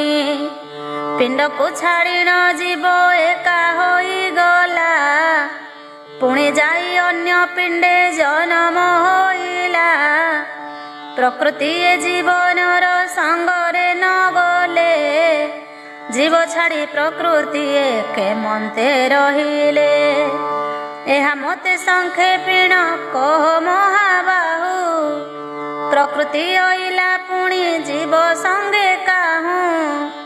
ଶୁଣିନ ଯେ ଭଗବାନ କହୁଛନ୍ତି ବାଣୀ, ମନ ଦୃଢ଼ କରି ଧର ଆଗ ସଙ୍ଗାତୁଣୀ। ଗୋଟିଏ ମଞ୍ଜିର ଗଛ ଗୋଟିଏ ହୋଇଲା, ଡାଳପତ୍ର ଶାଖା ଦେଇ ଭୂମିରେ ବଢ଼ିଲା। ଏହି ମତେ ପ୍ରକୃତି ଏ ଜୀବ ସଙ୍ଗେ ଥାନ୍ତି, ଜନ୍ମ ହୋଇଲା ଦିନୁ କ୍ରମରେ ବଢ଼ନ୍ତି। ଶୁଣିକରି ସତ୍ୟଭାମା ସନ୍ତୋଷ ହୋଇଲେ, ଶ୍ରୀହରିଙ୍କ ପାଦ ପଦ୍ମ ତୂଳରେ ପଡ଼ିଲେ। ଶ୍ରୀକୃଷ୍ଣ ସତ୍ୟଭାମା କଥା ନିରନ୍ତରେ ଘୋଷ, ଚିନ୍ତୁଥାଏ ଯାହାଙ୍କର ପାଦ ସାଧୁ ଦାସ। इति श्री संसार सार गीतायां ब्रह्म विद्यायां श्रीकृष्ण सत्यभामा संवादे मुख्य निर्णय नाम पंचम अध्याय। षष्ठ अध्याय। सत्यभामा उवाच सत्यभामा कहउछन्ति शुण आहे हरि, आहुरी कथाए मोते कह फेड़ी करी। तुम्भे जे बोइल दुष्ट प्रकृति एमंत, सन्थ प्रकृति पुणी रहिले केमंत। प्रकृति धइले केउ जोगु एते गुण, एहा मते कहि देबा हेउ भगवान। कहउछन्ति भगवान शुण गोमितणी, कहि देबा आमे तोते एथिर कहानी। प्रकृतिर संधि तुही पचारिलु मोते, पदे पदे बुझाइण कहि देबा तोते। तुझे मते पचारिलु प्रकृतिर गुण, पिता माता संग मटी तहिर कारण। ଅଶ୍ୱିନୀ ନକ୍ଷତ୍ରେ ସମ୍ଭବ ଯେଉଁ ବୀଜ ଜନ୍ମ ହୁଅଇ ଯେଣୁ ଯେ ବଣ ତନୁଜ ଗାରିମା ପଣରେ ସେ ଅତି ଦୁଷ୍ଟ ହୁଏ ମନରେ ଗରବ କରେ ପୁଣି ଆଣ୍ଟ କହେ ଦ୍ୱିଜା ନକ୍ଷତ୍ରରେ ଯେବେ ସମ୍ଭବ ବୀଜ ପୁତ୍ର ଜନ୍ମ ହୋଇ ସେବା କର ବହୁ ତେଜ କୃତିକା ମେଷରେ ଯେବେ ରେତ ସମ୍ଭବ ପଣ୍ଡିତ ପଣରେ ଆଣ୍ଟ କରୁଥାଏ ସେହି ରୋହିଣୀ ନକ୍ଷତ୍ରେ ରଜ ବୀର୍ଯ୍ୟ ଯୋଗ ହେଲେ ହୁଅଇ ଉତ୍ତମ ବୁଦ୍ଧି ବିବେକତା ଭଲେ ମୃଗଶିରା ନକ୍ଷତ୍ରରେ ସଂଯୋଗ ହେଲେଟି ଅଲାଜୁକ ହୁଅଇଟି ସେହି ପୁତ୍ର ଗୋଟି ଆରଦ୍ରା ନକ୍ଷତ୍ରେ ଯେବେ ଚଳଇ ଗୋବୀଜ ସେ ବଡ଼ ଚତୁର ଆଉ ଧରେ ବହୁ ତେଜ ପୁନର୍ବସୁ ନକ୍ଷତ୍ରରେ ବିଯୋଗ ରହିଲେ ସେ ପୁତ୍ର ନପୁଂସକ ହୁଅଇଟି ଯେ ଭଲେ ପୁଷ୍ୟା ନକ୍ଷତ୍ରରେ ଯଦି ରେତଟି ଖସଇ ଜନ୍ମ ହେଲେ 3 ଦିନେ ସେ ପୁତ୍ର ମରଇ ଅଶ୍ଳେଷା ନକ୍ଷତ୍ରେ ଯେବେ ଚଳଇ ଗୋରେତ ଜନ୍ମ ହେଲେ ଦୁଷ୍ଟ ପଣ କରଇ ସେ ପୁତ୍ର ପୂର୍ବ ଫାଲଗୁନି ନକ୍ଷତ୍ରରେ ଗର୍ଭ ହେଲେ ଧନବନ୍ତ ପୁତ୍ର ହୁଏ ଶ୍ରୀହରି ବୋଇଲେ ଉତ୍ତର ଫାଲଗୁନିରେ ଯେବେ ରେତ ଖସେ ଉତ୍ତମ ବୋଲାଏ ସେହି ସବୁଠାରେ ବସେ ହସ୍ତ୍ୟା ନକ୍ଷତ୍ରରେ ଗର୍ଭ ଯେବେଟି ହୁଅଇ ସେ ପୁତ୍ର ସୁବୁଦ୍ଧି ହୁଏ ଆଣ୍ଟ ନ ଛାଡ଼ଇ ଚିତ୍ରା ନକ୍ଷତ୍ରରେ ଯଦି ଖସେ ଯେବେ ରେତ ଆଗତ କୁହାସେ ଅଟେ ପୁଣି ତେଜବନ୍ତ ସ୍ୱାତି ନକ୍ଷତ୍ରରେ ଯେବେ ଚଳଇ ଗୋବୀଜ ସାହସ କରଇ ହୁଏ ପରଚଣ୍ଡ ତେଜ ବିଶାଖା ନକ୍ଷତ୍ରେ ଯେଉଁ ଗର୍ଭ ସମ୍ଭବଇ ଜନ୍ମ ହୋଇଲେ ପୁତ୍ର ଦଣ୍ଡେ ନବର୍ତ୍ତଇ ଅନୁରାଧା ନକ୍ଷତ୍ରରେ ଖସେ ଯେବେ ରେତ ହୁଅଇ ବହୁତ ଦୁଃଖୀ କହଇ ଗୋ ସତ ଜ୍ୟେଷ୍ଠା ନକ୍ଷତ୍ରରେ ଯେବେ ଖସଇ ଗୋରେତ ଜନ୍ମ ହୋଇ ପୁତ୍ର ହୁଏ ବିଷ୍ଣୁଙ୍କ ଭକତ ମୂଳା ନକ୍ଷତ୍ରରେ ଯେବେ ଚଳଇ ଗୋରେତ ପର ସ୍ତ୍ରୀ ହରିବାରେ ଥାଏ ତାର ଚିତ ପୂର୍ବାଷାଢ଼ା ନକ୍ଷତ୍ରରେ ଯଦି ଦିଏ ବୀଜ ଚୋର ଆଉ ଅଲାଜୁକ ହୁଅଇ ଅନୁଜ ଉତ୍ତରାଷାଢ଼ାରେ ଗର୍ଭ ହୁଅଇ ଯାହାର ଧନବନ୍ତ ହୁଏ ବଡ଼ ହୁଅଇ ଆବର ଶ୍ରବଣା ନକ୍ଷତ୍ରେ ଯେବେ ରେତ ହୁଏ ସ୍ଥିତ ଜୀବଗଣ ମାରିବାରେ ବଳେ ତାର ଚିତ ଧନିଷ୍ଠା ନକ୍ଷତ୍ରେ ଗର୍ଭ ଯାହାର ହୁଅଇ ଧନବନ୍ତ ହୁଏ ସେହୁ ସନ୍ଥ ଆଶ୍ରେ ଥାଇ ସତ ଭିକ୍ଷା କୁମ୍ଭେ ଯେବେ ରେତ ଗୋ ଖସଇ ସବୁବେଳେ ଦମ୍ଭ କରେ ମିଛୁଆ ହୁଅଇ ପୂର୍ବ ଭାଦ୍ରପଦରେ ଗୋ ଚଳେ ଯେବେ ବୀଜ ହୁଅଇ ଉତ୍ତମ ବୁଦ୍ଧି କରେ ସେ ହୁଲାଜ ଯେବେ ଗୋ ଉତ୍ତର ଭାଦ୍ରପଦେ ଗର୍ଭ ହୁଏ ଜନ୍ମଜାକ ରୋଗ ହୋଇ ବହୁ ଦୁଃଖ ପାଏ ରେବତୀ ନକ୍ଷତ୍ରେ ଯେବେ ପଡ଼ଇ ଗୋରେତ ପଣ୍ଡିତ ହୁଅଇ ପୁଣି ହୁଏ ବଳବନ୍ତ 27 ନକ୍ଷତ୍ରର କଥା ହେଲା ଶେଷ ବୁଝାଇ କହିଲି ତତେ ଏଥିର ସନ୍ଦେଶ ଶୁଣି କରି ସତ୍ୟଭାମା କୃତ୍ୟ ହେଲେ ଶ୍ରୀକୃଷ୍ଣଙ୍କ ପାଦ ପଦ୍ମେ ନମସ୍କାର କଲେ ବୋଲନ୍ତି ଯେ ସତ୍ୟଭାମା ଶୁଣ ଭଗବାନ ଆହୁରି କଥାଏ ମୋର ପଡ଼ିଲା କମନ ଗର୍ଭେ ଥାଇ ଯେଉଁ ଜୀବ ନଷ୍ଟ ହୋଇଗଲା 3 ମାସ ବା ସେଇ 6 ମାସେ ମଲା। ଏଥିର ଚରିତ ମୋତେ କହ ଚକ୍ରଧର, ତୁମ୍ଭ ମୁଖ ଶୁଣି ପାପ ମୋର ହେଉ ଦୂର। ଶ୍ରୀହରି ବୋଇଲେ ଶୁଣ ଏଥିର ତଦନ୍ତ, ପୂର୍ବଜନ୍ମ କଥା ତୋତେ କହିବା ସଂଘାତ। ବନଶୀ ପକାଇ ଯେଉଁ ଜନ ମାଛ ମାରେ, ଆଧାର ଦେଣ ତାକୁ କଲବଲ କରେ। ଛେଳି ମେଣ୍ଢା ନେଇ ଦେବୀ ପାଶେ ବଳି ଦିଏ, କଲବଲ କରି ତାର ଜୀବନକୁ ନିଏ। ପରର ନାରୀକୁ ଯେହୁ କରଇ ହରଣ, ପରର ବୃତ୍ତିକୁ ହରି ନିଏ ଯେଉଁ ଜନ। ପରର ସେ ମନ୍ଦ ଚିନ୍ତା କରେ ପ୍ରତିଦିନ, ରୋପିଲା ବୃକ୍ଷକୁ ପୁଣି କରଇ ଛେଦନ। ବ୍ରାହ୍ମଣକୁ ନିନ୍ଦଇ ଯେ ପରକୁ ନିନ୍ଦଇ, ହଡ଼ା ବଳଦକୁ ନେଇ ହାଟରେ ବିକଇ। ଗୁରୁଙ୍କୁ ନିନ୍ଦଇ ଗୁରୁ ପତ୍ନୀଙ୍କୁ ହରଇ, ପିତାମାତା କୁଟୁମ୍ବକୁ ଯେହୁ ନ ପୋଷଇ। ଅଳ୍ପ ଆୟୁଷ ତେଣୁ ହୁଅଇ ତାହାର, ମଲେ ଜମଗଣେ ତାକୁ ଦିଅନ୍ତି ପ୍ରହାର। ଲୁହା କଣ୍ଟା ଫୋଡ଼ା ଦିଅନ୍ତି ତାହାରି ଅଙ୍ଗରେ, ଲୁହାର ଶାବଳ ପୁଣି ମାରନ୍ତି ଗିହରେ। ଏମନ୍ତ ବହୁତ କଲବଲ କରି ତାକୁ, ବାନ୍ଧି କରି ଘେନି ଯାନ୍ତି ଯମର ଛାମୁକୁ। ପାଞ୍ଜି ଫେଇ ଚିତ୍ରଗୁପ୍ତ ପାପ ମାନ କହେ, ପୁଣି ପୁଣି ଯମରାଜା ବହୁ ଦଣ୍ଡ ଦିଏ। ଦୂତକୁ ବୋଇଲେ ୟାକୁ ବେଗେ ଘେନି ଯାଅ, ବାନ୍ଧି କରି ନରକରେ ଏହାକୁ ପକାଅ। ଏହିପରି କେତେ କାଳ ନରକେ ପକାନ୍ତି, ପୁଣି ତାକୁ ଯମରାଜା ଜନମ ଦିଅନ୍ତି।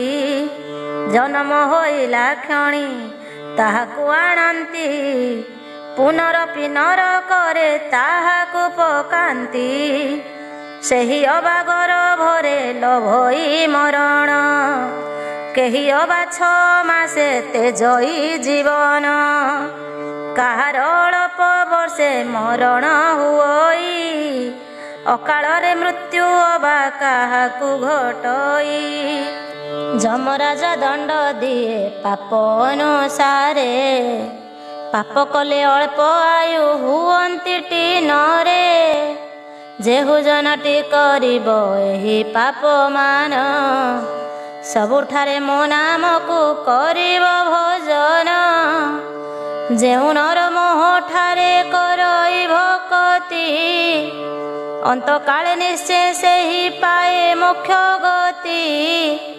ଶୁଣି କରି ସତ୍ୟ ଭାମା ହେଲେ ହସ ହସ, ଆବର କଥାଏ ମୋତେ କହ ପିତବାସ।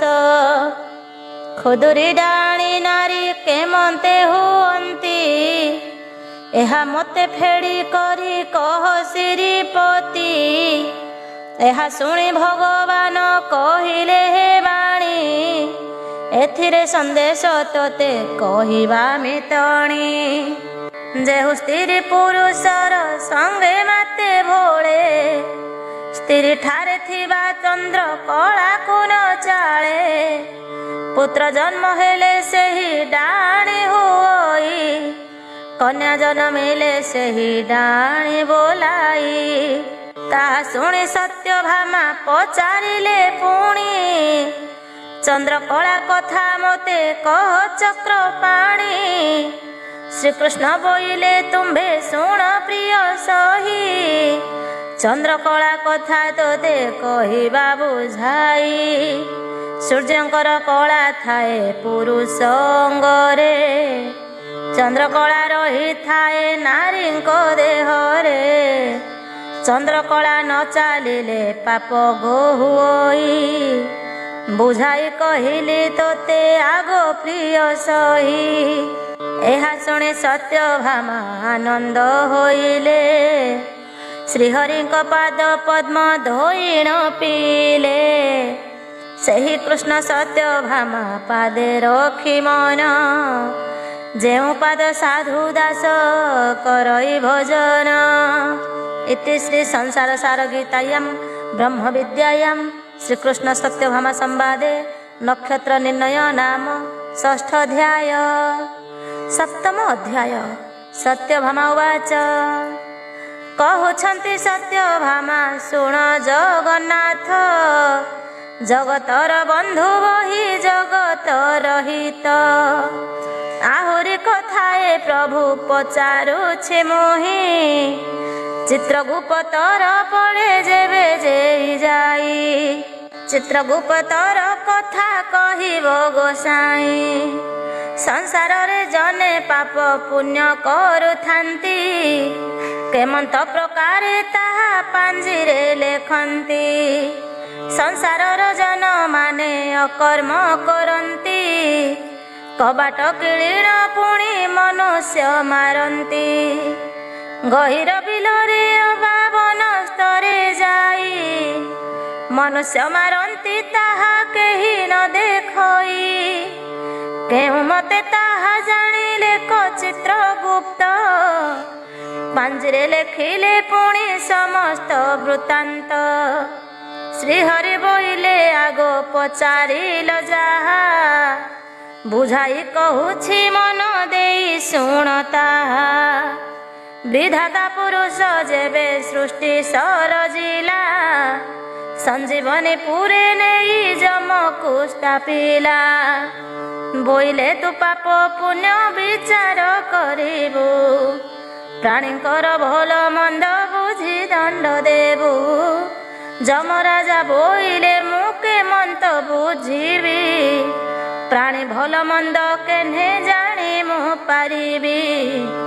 ବିଧାତା ପୁରୁଷ ଶୁଣି ଯମର ବଚନ, 64 ନର୍କ କୁଣ୍ଡ କଲେ କଭିଆଣ।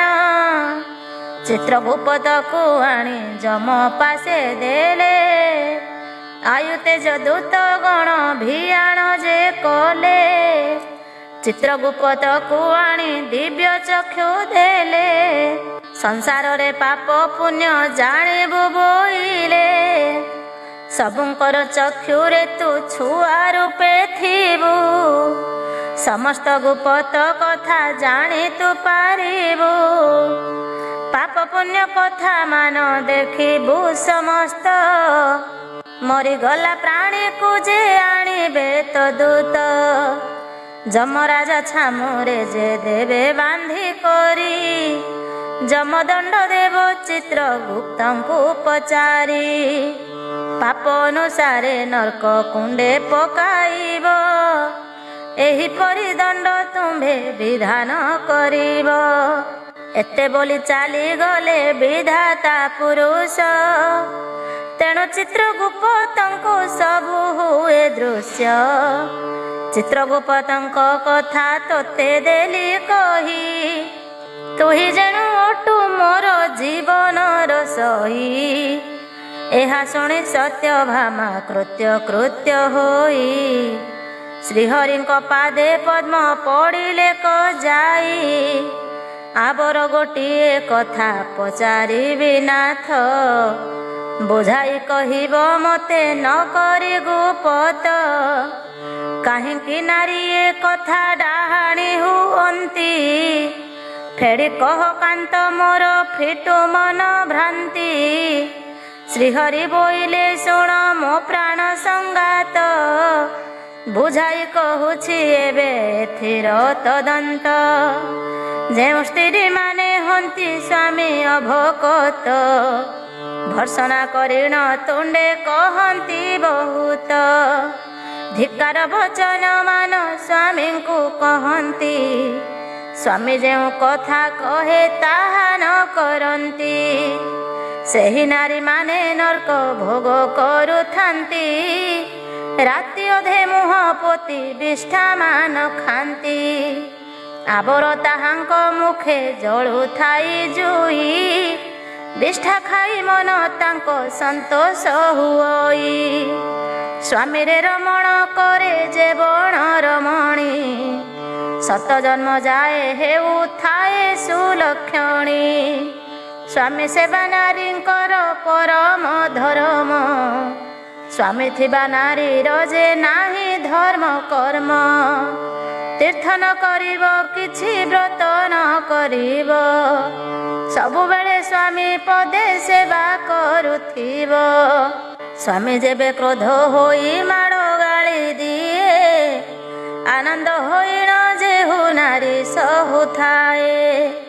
ଶାଶୁ ଶ୍ୱଶୁରଙ୍କ ଠାରେ ଭକତି କରଇ, ସେ ନାରୀର ପାଦ ତଳେ ଖଟୁଥାଏ ମୁହିଁ। ସେ ଯାହା କରିବ ମୁହିଁ ନ କରେ ଅନ୍ୟଥା, ଅମୃତ ପରାଏ ଲାଗେ ମୋତେ ତାର କଥା। ମୋହର ଭକତ ଯେହୁ ମୁଁ ତାହାର ଦାସ, ତାହାର ଗୃହରେ ସେବା କରୁଥାଏ ବାସ। ଶୁଣିକରି ସତ୍ୟଭାମା ଆନନ୍ଦ ହୋଇଲେ, ଉଠିକରି ସ୍ୱାମୀଙ୍କର ପାଦକୁ ଧୋଇଲେ। ସେ ପାଦ ଉଦକ ପୁଣି ସନ୍ତୋଷରେ ପିଇ, ଶିରରେ ଢାଳିଲେ ତହୁଁ କିଛି ଜଳ ନେଇ। ପୁଣି ଦେବୀ ପୁଛା କଲେ କାନ୍ତ ପଦେ ପଡ଼ି, ଉଭା ହେଲେ କାନ୍ତ ଆଗେ ବେନି କର ଯୋଡ଼ି। ଭୋନାଥ ମୋ ମନେ କିଛି ହୋଇଲା ସନ୍ଦେହ, ଦୟାକରି ମୋତେ ବାରେ ବୁଝାଇଣ କହ। କେଉଁ ଯୋଗ ହେଲେ ପୁତ୍ର ଜନମ ହୁଅଇ, କେବଳ ଯୋଗକୁ ବା କନ୍ୟା ଉପଜଇ। ଶୁଣିନ ଯେ କହୁଛନ୍ତି ପ୍ରଭୁ ଚକ୍ରଧର, ଏକଥା ଯେ କହିଦେବା ତୋର ଆଗର। ସ୍ତ୍ରୀ ଆଉ ପୁରୁଷଙ୍କ ସଙ୍ଗମ କାଳରେ, ଫୁଲ ତୋର ଫୁଟି ଥାଏ ନାଭି କମଳରେ। ରଜବତୀ ଦିନ ଠାରୁ 8 ଦିନ ଯାଏ, ଫୁଲ ଫୁଟି ରହିଥାଏ ମଉଳି ନ ଯାଏ। ସେ ଫୁଲର 2 ଗୋଟି ନାଡ଼ ଅଟେ ଜାଣ, ମଧ୍ୟଭାଗ ତାହାର ଯେ ହୋଇଅଛି ଶୂନ୍ୟ। ମଝିରେ ଯେ ନାଡ଼ 2 ଭାଗ ହୋଇଅଛି, ସେହି 2 ଭାଗ ଫୁଲ କେଶର ଲାଗିଛି। ପୁରୁଷ ନକ୍ଷତ୍ର ସଙ୍ଗେ ପୁରୁଷ କରଣ, ପୁରୁଷ ଜାତିରେ ଗ୍ରହ ତିଥି ଯୋଗ କ୍ଷଣ। 12 ସଙ୍ଗେ ସୂର୍ଯ୍ୟ ଯେବେ ଏକାଠି ହୁଅଇ, ଡାହାଣ ନାଡିରେ ରେତ ପଡ଼େ ଯେବେ ଯାଇ। ଏମନ୍ତ ଗୋଚରେ ପୁତ୍ର ହୁଅଇଟି ଜାତ, ସ୍ତ୍ରୀ ଜାତିରେ ସେ 12 କରଣ ନକ୍ଷତ୍ର। ଗ୍ରହର ଯୋଗାଣ ଯେବେ ଏକାଠି ହୁଅନ୍ତି, ଚନ୍ଦ୍ର ଯେବେ ଏମାନଙ୍କ ସଙ୍ଗରେ ମିଶନ୍ତି। ବାମ ନାଡି ଦେଇ ଯେବେ ଚଳିଯାଏ ରେତ, ଦୁହିତା ଏମନ୍ତ ଯୋଗେ ହୁଅଇଟି ଜାତ। ନପୁଂସକ ଜାତି ଗ୍ରହ ଆଦି ଯୋଗ ହୁଏ, ଡାହାଣରେ କିବା ବାମେ ଯେବେ ରେତ ଯାଏ। ନପୁଂସକ ହୋଇଥାଏ ପୁରୁଷକୁ ଚିହ୍ନ, ଦୁହିତାର ନଥାଏ ଯେ ସତୀର ଲକ୍ଷଣ। ବାମ ନାଡି ମଧ୍ୟରେ ତ 2 ଭାଗ ହେଲେ, ଜାଣ ଦୁହିତା ହନ୍ତି ଶ୍ରୀ ହରି ବୋଇଲେ। 2 ଭାଗ ହେଲେ ରେତ ଡାହାଣ ନାଡିରେ, ଜାଣ ତନୟ ଜାତ ଏମନ୍ତ ଯୋଗରେ। ବାମ ଡାହାଣରେ ରେତ ଏକା ବେଳେ ଯାଏ, ଜାଳା ହୋଇଣ ପୁତ୍ର କନ୍ୟା ଜାତ ହୁଏ। ମଧ୍ୟ ଭାଗରେ ତ ହେଲେ ନିଷ୍ଫଳ ହୁଅଇ, ଅତ୍ୟନ୍ତ ଗୁପ୍ତ କଥା ଅଟେ ହି ସହି। ତୁହି ମୋର ପ୍ରିୟ ବୋଲି କହିଲି ମୁଁ ତୋତେ, ପ୍ରକାଶନ କରି କାହିଁ ରଖିବୁ ଗୁପତେ। ଶୁଣିଦେବି ସତ୍ୟଭାମା ହୋଇଲେ ହରସ, ସେହି ଦେବୀଙ୍କର ଧୂଳି ବାଞ୍ଛେ ସାଧୁ ଦାସ। ଇତି ଶ୍ରୀ ସଂସାର ସାର ଗୀତାୟାಂ ବ୍ରହ୍ମ ବିଦ୍ୟାୟାಂ ଶ୍ରୀକୃଷ୍ଣ ସତ୍ୟଭାମା ସମ୍ବାଦେ ନାରୀ ପୁରୁଷ ଜନ୍ମ କଥନେ ନାମ 7ମ ଅଧ୍ୟାୟ। 8ମ ଅଧ୍ୟାୟ सत्यभामा उवाच ଶୁଣି ସତ୍ୟଭାମା ଅତି ଆନନ୍ଦିତ ହୋଇ ଶ୍ରୀହରିଙ୍କ ପାଦ ତଳେ ପଡ଼ିଲେ କଯାଇ। ଆହେ ନାଥ ତୁମ୍ଭ ପାଦେ ପଶିଲି ଶରଣ, ପବିତ୍ର କରନ୍ତୁ ବାରେ ମୋ ବେନି ଶ୍ରବଣ। ଯାହା ମୁହିଁ ପଚାରିବି ତୁମ୍ଭଙ୍କୁ ଗୋସାଇଁ, କହିବ ସକଳ କଥା ସଂଶୟ ଫିଟାଇ। ଗୋଟିଏ ସନ୍ଦେହ ନାଥ ଅଛି ମୋ ମନରେ, ଶୁଣ ତାହା କହୁଅଛି ତୁମ୍ଭ ଗ୍ରତରେ। ଏ ଜୀବର ମୁଖ୍ୟ ଗତି ଅଛଇତାକାନ୍ତ, କିବା ଏହିପରି ହେଉଥାଏ ଆତଜାତ। ଏଥିର ବୃତ୍ତାନ୍ତ ତୁମ୍ଭ ମୁଖରୁ ଶୁଣିବି, ସକଳ ପାପରୁ ମୁହିଁ ହେଳେ ତରି ଯିବି। ଅନୁଗ୍ରହ କରି କହ ମୁଁ ତୁମ୍ଭର ଦାସୀ, ଏ ଭବସାଗରୁ ପାରି କର ବ୍ରହ୍ମରାଶି। ଏତେ କହି କାନ୍ତ ପାଦେ କଲେ ନମସ୍କାର, ପୁଣି ଉଭା ହେଲେ ଆଗେ ଯୋଡ଼ିବେ ନିକର। ହସି ଆଲିଙ୍ଗନ କରି ପ୍ରଭୁ ଚକ୍ରପାଣି, ପ୍ରେମ ଭରେ ହାତ ଧରି ବସାଇଲେ ଆଣି। ମୋର ଅନ୍ତପୁରେ ଯେତେ ଅଛନ୍ତି ଯୁବତୀ, ସମସ୍ତଙ୍କ ଠାରୁ ତୁହି ଅତି ପ୍ରିୟବତୀ। ଯେ ମୋର ଭକତ ମୁହିଁ ତାହାର ଅଧୀନ, ସେ ମୋର ଜୀବନ ଜାଣ ମୁହିଁ ତାର ଧନ। ଯାହା ପଚାରିଲୁ ତାହା ଶୁଣ ମନ ଦେଇ, ଏ ବଡ଼ ଗୁପତ କଥା ଅଟଇ ଗୋସହି। ତୋର ଭକତି ଦେଖି କହୁଅଛି ତୋତେ, ନ ଜାଣନ୍ତି ଏ କଥାକୁ କେହି ଏ ଜଗତେ। ପାପ ଫଳେଇ ଯିବ ନର୍କ ଭୋଗ କରେ, ପୁଣ୍ୟ ଫଳ କଲେ ସ୍ୱର୍ଗ ପୁରରେ ବିହରେ। ପୁଣ୍ୟ ଫଳ ଯେତେବେଳେ ତାହାର ସରଇ, ପୁଣି ମଞ୍ଚମଣ୍ଡଳରେ ଜନମ ହୋଇ।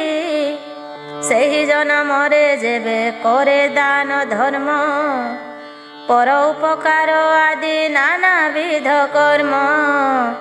ନାନା ତୀର୍ଥ ବ୍ରତ ପୁଣି ବିପ୍ର ସେବା କରେ, ସେହି ଲୋକ ରାଜା ହୁଏ ଆର ଜନମରେ।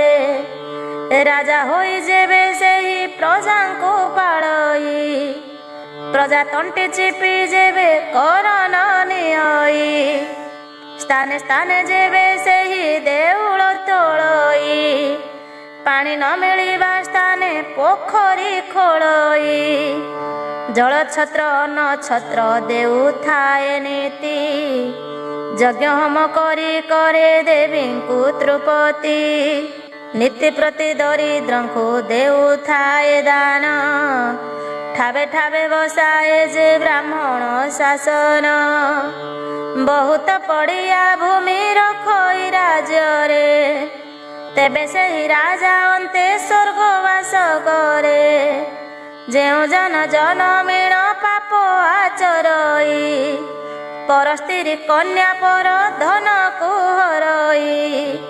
ଗୁରୁ ଗୌରବ ନ ମାନଇ ଭୂମି ହରେ, ଏହି ପାପେ ଜାଣ ସେହି ନର୍କ ଭୋଗ କରେ। ପାପ ଫଳ ଯେତେବେଳେ ତାହାର ସରଇ, ପୁଣି ମଞ୍ଚମଣ୍ଡଳରେ ଜନମ ହୁଅଇ। ପାପ ପୁଣ୍ୟ ଫଳ ଭୋଗ କରୁଥାନ୍ତି ନରେ, ଜୀବ ମୋକ୍ଷ ହୋଇଯାଏ ମହାପ୍ରଳୟରେ। ଜୀବ ମୋକ୍ଷ କଥା ତୋତେ କହିଲି ବୁଝାଇ, ଏ ଅତି ଗୋପନ କଥା ନ କହିବୁ କାହିଁ। ପୁଣି ପଚାରିଲେ ସକ୍ରାଜିତର ଦୁଲଣୀ, ମୋ ମନେ ସନ୍ଦେହ କାହିଁ ଆହେ ଚକ୍ରପାଣି। ମୋ ଦର୍ଶନ ଧର ମୁହିଁ ତୁମ୍ଭ ସେବାକାରୀ, ତବ ମୁଖ ଶୁଣିଲେ ଭବୁଯିବି ତରି। ଯୋଗୀମାନେ କାହିଁ ପାଇଁ ସାଧୁଛନ୍ତି ଯୋଗ, କାହିଁ ପାଇଁ କରୁଛନ୍ତି ଏତେ କଷ୍ଟ ଭୋଗ।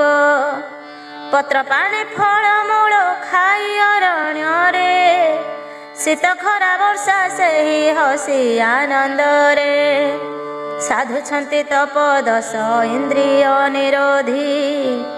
ଏଥିର ଚରିତ ମୋତେ କହ ଦୟାନିଧି।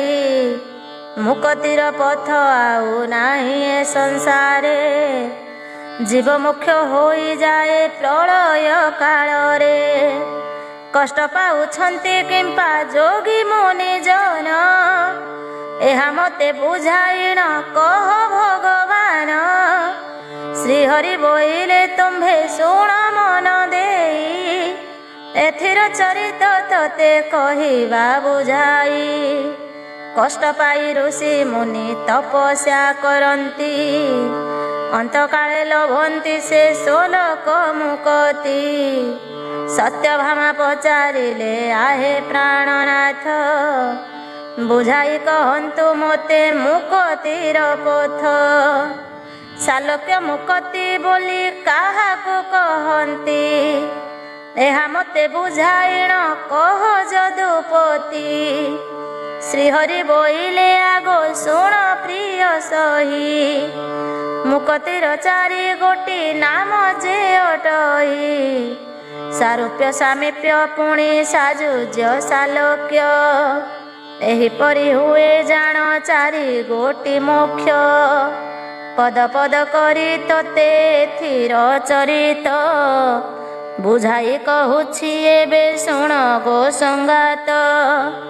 କେମନ୍ତ ମୁଁ ଯମରାଜ ଦଣ୍ଡୁ ତରି ଯିବି, ଅନ୍ତକାଳେ ବୈକୁଣ୍ଠପୁରରେ ରହିବି।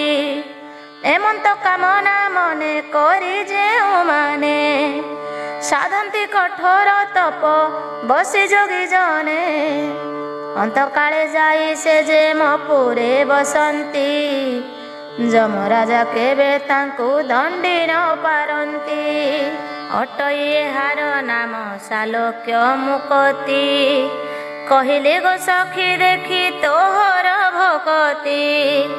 ସାରୂପ୍ୟ ମୁକ୍ତି କଥା ଶୁଣ ପ୍ରାଣ ସହି, ତାହା ତୋତେ ବୁଝାଇଣ କହୁଅଛି ମହି। ଯେଉଁ ଜନ ବୋଲେ ହେବି ବିଷ୍ଣୁଙ୍କ ସମାନ, ତାଙ୍କ ପରି ଗୁଣବନ୍ତ ନାହିଁ ତ୍ରିଭୁବନ। ଯାହାଙ୍କର ପୁଅ ଅଟେ ଅତ୍ୟନ୍ତ ସୁନ୍ଦର, ତେମନ୍ତ ସୁନ୍ଦର ରୂପ ହୋଇବ ମୋହର। ଏହି କାମନାରେ ଯେହୁ ତପସ୍ୟା ଚରେ, ସାରୂପ୍ୟ ମୁକ୍ତି ଲାଭ ପର କାଳେ କରେ। ସମୀପ୍ୟ ମୁକ୍ତି କଥା କହେବେ ଶୁଣ, ଯେଣୁ ତୁହି ଅଟୁ ପୁଣି ମୋର ପ୍ରାଣ ଧନ। ବିଷ୍ଣୁଙ୍କ ନିକଟେ ମୁହିଁ ସବୁବେଳେ ଥିବି, ସେ ସୁନ୍ଦର ମୂରତିକୁ ନେତ୍ରେ ଦେଖିଥିବି। ଏମନ୍ତ କାମନା କରି ସେଇ ତପ କଲେ, ଅନ୍ତକାଳେ ରହେ ସେହି ମୋହ ନିକଟରେ। ମୁକ୍ତି କଥା କହିଦେଲି ମୁଁ ଯେ ତୋତେ, ପଦ ପଦ କରି ଯେଣୁ ପଚାରିଲ ମୋତେ।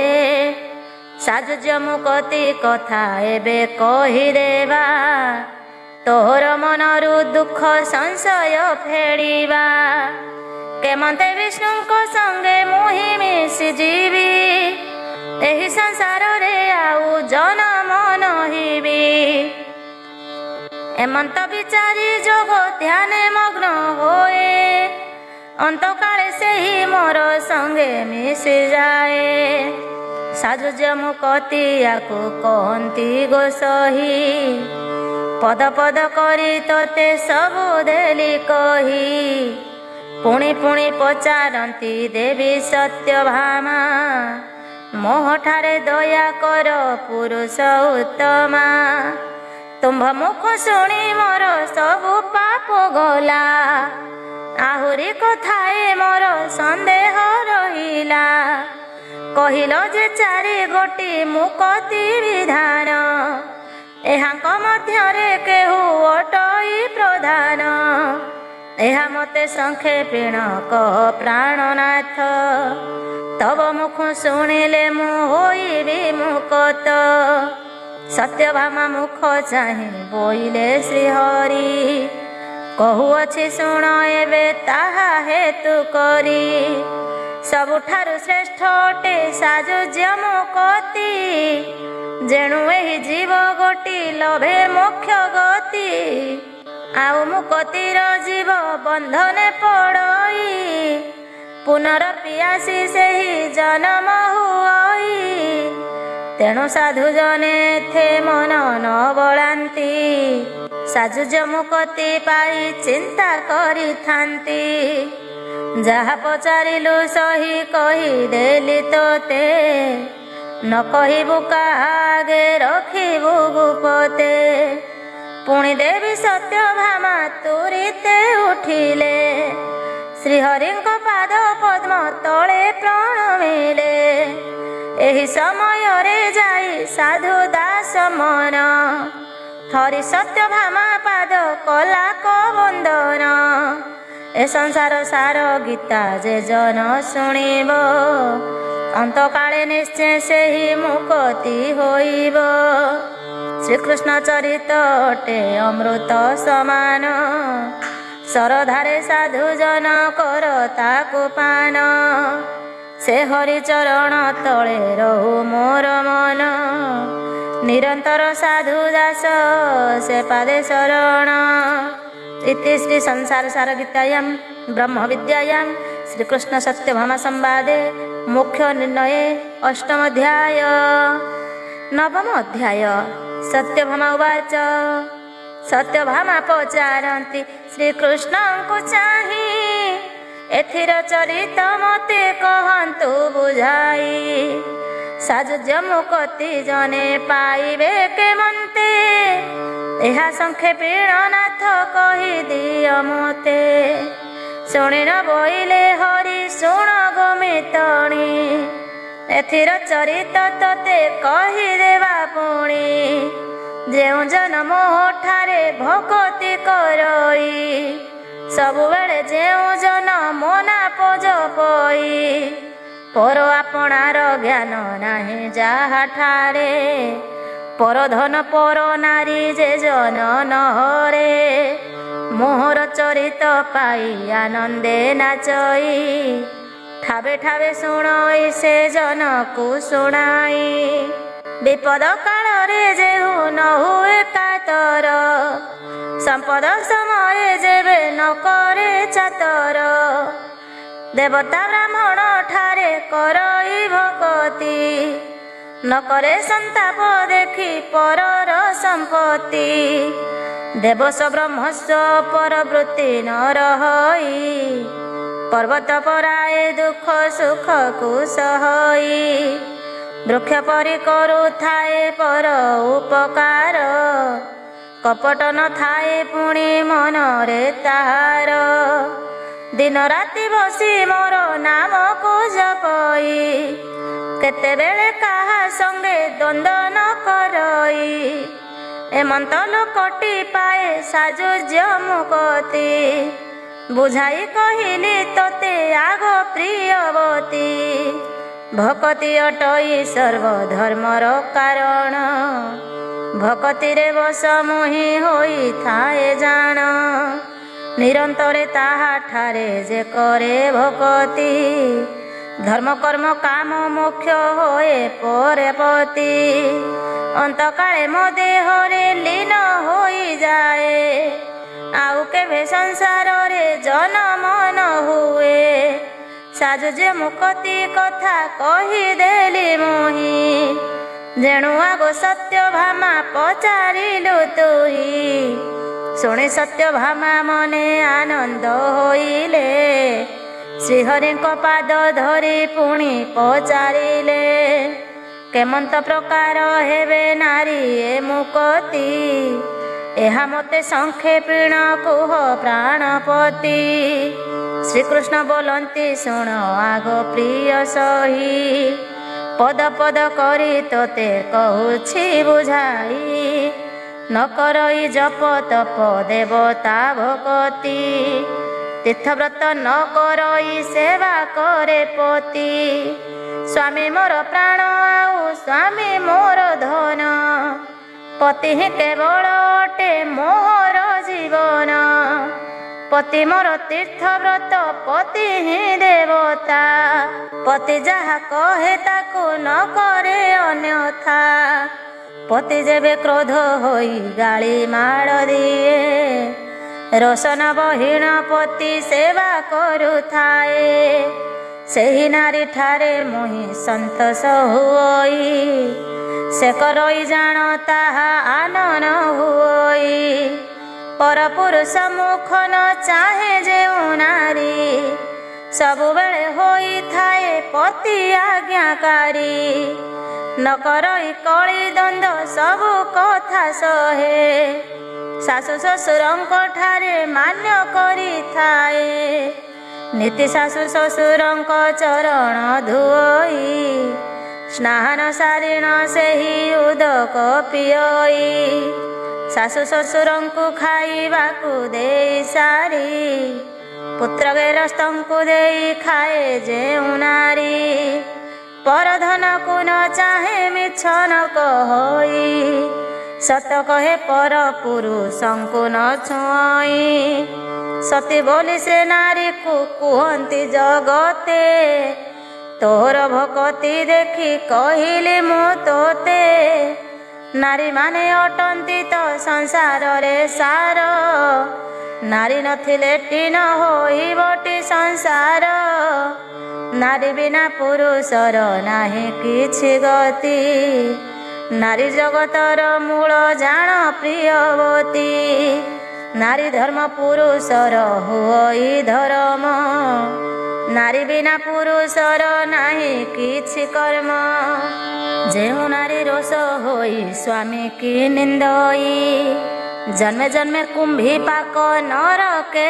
पड़ई যৌবনে গর্বে পর সঙ্গে প্রীতি করে যমদূতে নেই তাকু পকান্তি নরকরে শাশু শ্বশুরঙ্কু নিন্দে করি গাଳି দ্বন্দ্ব কাহারিকু ন মানই ধনে হই অন্ধ জিথিবা যায় ସେହି দুঃখ পাউথায়ে নানা রোগ ହୁଏ ତାକୁ ଅତି କଷ୍ଟ ପାଏ मृत्यु काले से नारी को जम गणे आसी ताहार गलारे लगाइण लुहा फासी मारंती बहुत माड़ साबल मारंती जमराजा आगे नहीं ताहाकू दियंती पांजी देखी चित्रगुप्त जमकू कहई एहा मुख चाहिले जे पातक होई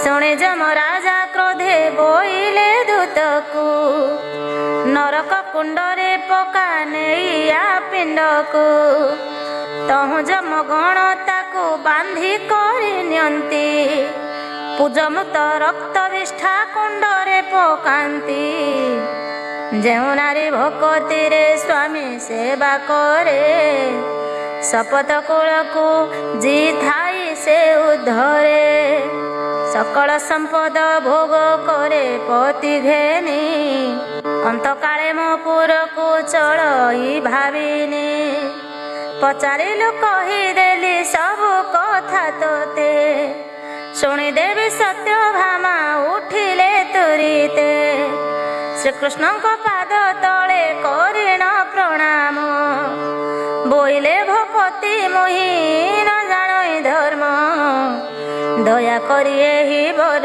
दिय प्राणपति तुम्भ पाद तल दासी होइथिबि नीति शुणी करी श्रीकृष्ण जे आनंद होइले कोल करी नेई तांकू कोले बसाइले से देवी चरण तले रहु मोर मन जेउ पाद भजु थांती साधु सन्थ जन सागर समान जान ए गीत टई श्री गुरु प्रसादे हा मोहि लेखि चई सुज्ञ जन माने मोर नघेनी बदोष श्रीहरि आज्ञा रे हा कले मो प्रकाश श्रीहरि चरित्र जने घोष निरंतरे ए भव सागर तरी जीव क्लेशरे श्रीहरि चरण आश्रा करी साधु दास संसार सार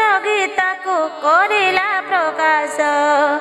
इति श्री संसार सार गीतायां ब्रह्म विद्यायां श्रीकृष्ण सत्यभामा संवादे मुक्ति निर्णय नाम नवम अध्याय। दशम अध्याय। सत्यभामा उवाच पूछा कले सत्यभामा शुण प्राणनाथ असत्य सत्य ए दुहे काहू हेले जात एहा मते संक्षेपेण कहिबा गोसाई शुणिले पवित्र हेबी तब मुख चाही। श्रीकृष्ण बोइले पूर्व कथा शुण सही असत्य सत्य ए जेने जनमिले मही से कालर कथा तोते कहुअछि सती पूर्ण ब्रह्म बोली जेउ ईश्वर अछंती ताहा ठारु महाविष्णु हेले अवतार कमला बोली जे पाटराणी ताहांकर धर्म जे अधर्म बेनी पुत्र जनमिले सत्यवंत नारी जे धर्म को विवाहेले अधर्म को अहम गुण कन्या विवाहेले विवाह होइबेनी भाई एकाठी रहिले एही परकारे केते दिन बही गला दुई भाईंकर दुई पुत्र जनमिला सत्यवंत पुत्र नाम होइलाटी सत्य अधर्मर पुत्र नाम होइला सत्य एक दिने धर्म जे अधर्म दुई भाई दुहे बसी टाण कले गौरव देखाई पिता बोइले रे तुम्भे कली जे न कर भिन्न होई जाओ कर जे जाहार घर बांटी देउछि मोहि तुम्भंकु ए मोहि ज्येष्ठांशरे सत्य जुग नेई बड़ भाई आउ तिनि पुरकु समान बांटी निय मोर कथा मानि करी द्वंद्व न लगाओ सही दिन पृथ्वी रे सत्य प्रवर्तिला तेबे दुहिंकर कली निवर्तन हिला जेउठारे सत्य जाई प्राणी को बुझाए असत्य प्रवेश होई तांको भांगी दिए दुई राजांकर सैन्य बहुत होइला दुहिंकर धन जन बहुत बढ़िला काम क्रोध लोभ माया हिंसा षडरी कपट निर्दय राग अशांति चारी असत्यर सैन्य गण अटंती माने हरि बोलुछंती सत्यभामा संविधाने सत्य दया क्षमा शक्ति विनय सकल धैर्य को आदि करी सत्यर ए बल श्रीहरि बोइले आग शुण प्राण सही एथिर चरित तोते कहुछि बुझाई मघा देशे भृगु नामे सत्यवंत थिला धान बोझ मुंडाईन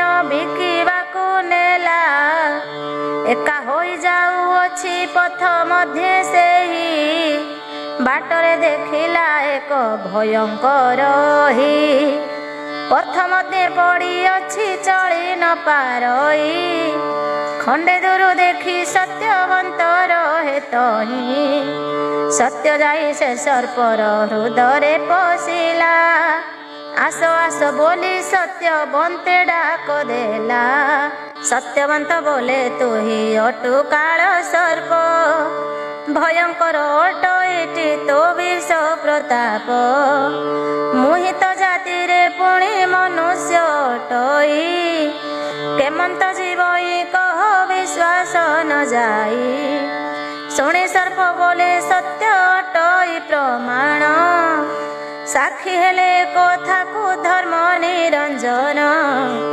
सत्य को विश्वास करी मो पाख को आस सत्य को लंघिले धर्म दंडिव अवश्य सत्य सत्य कहूअछि तिनि बार मुहि तोहठारे मोर केभे पाप बुद्धि नाही ଶୁଣିକରି ଭୃଗୁ ଚଷା ବିଶ୍ୱାସ କରିଲା। ସର୍ପ ନିକଟକୁ ଆସି ଏମନ୍ତ ବୋଇଲା, କି କାର୍ଯ୍ୟ ଡାକିଲୁ ତାହା କହ ମୋତେ ଅହି। ବୋଝ ଭାରି ହୋଇଅଛି ନ ପାରଇ ସହି।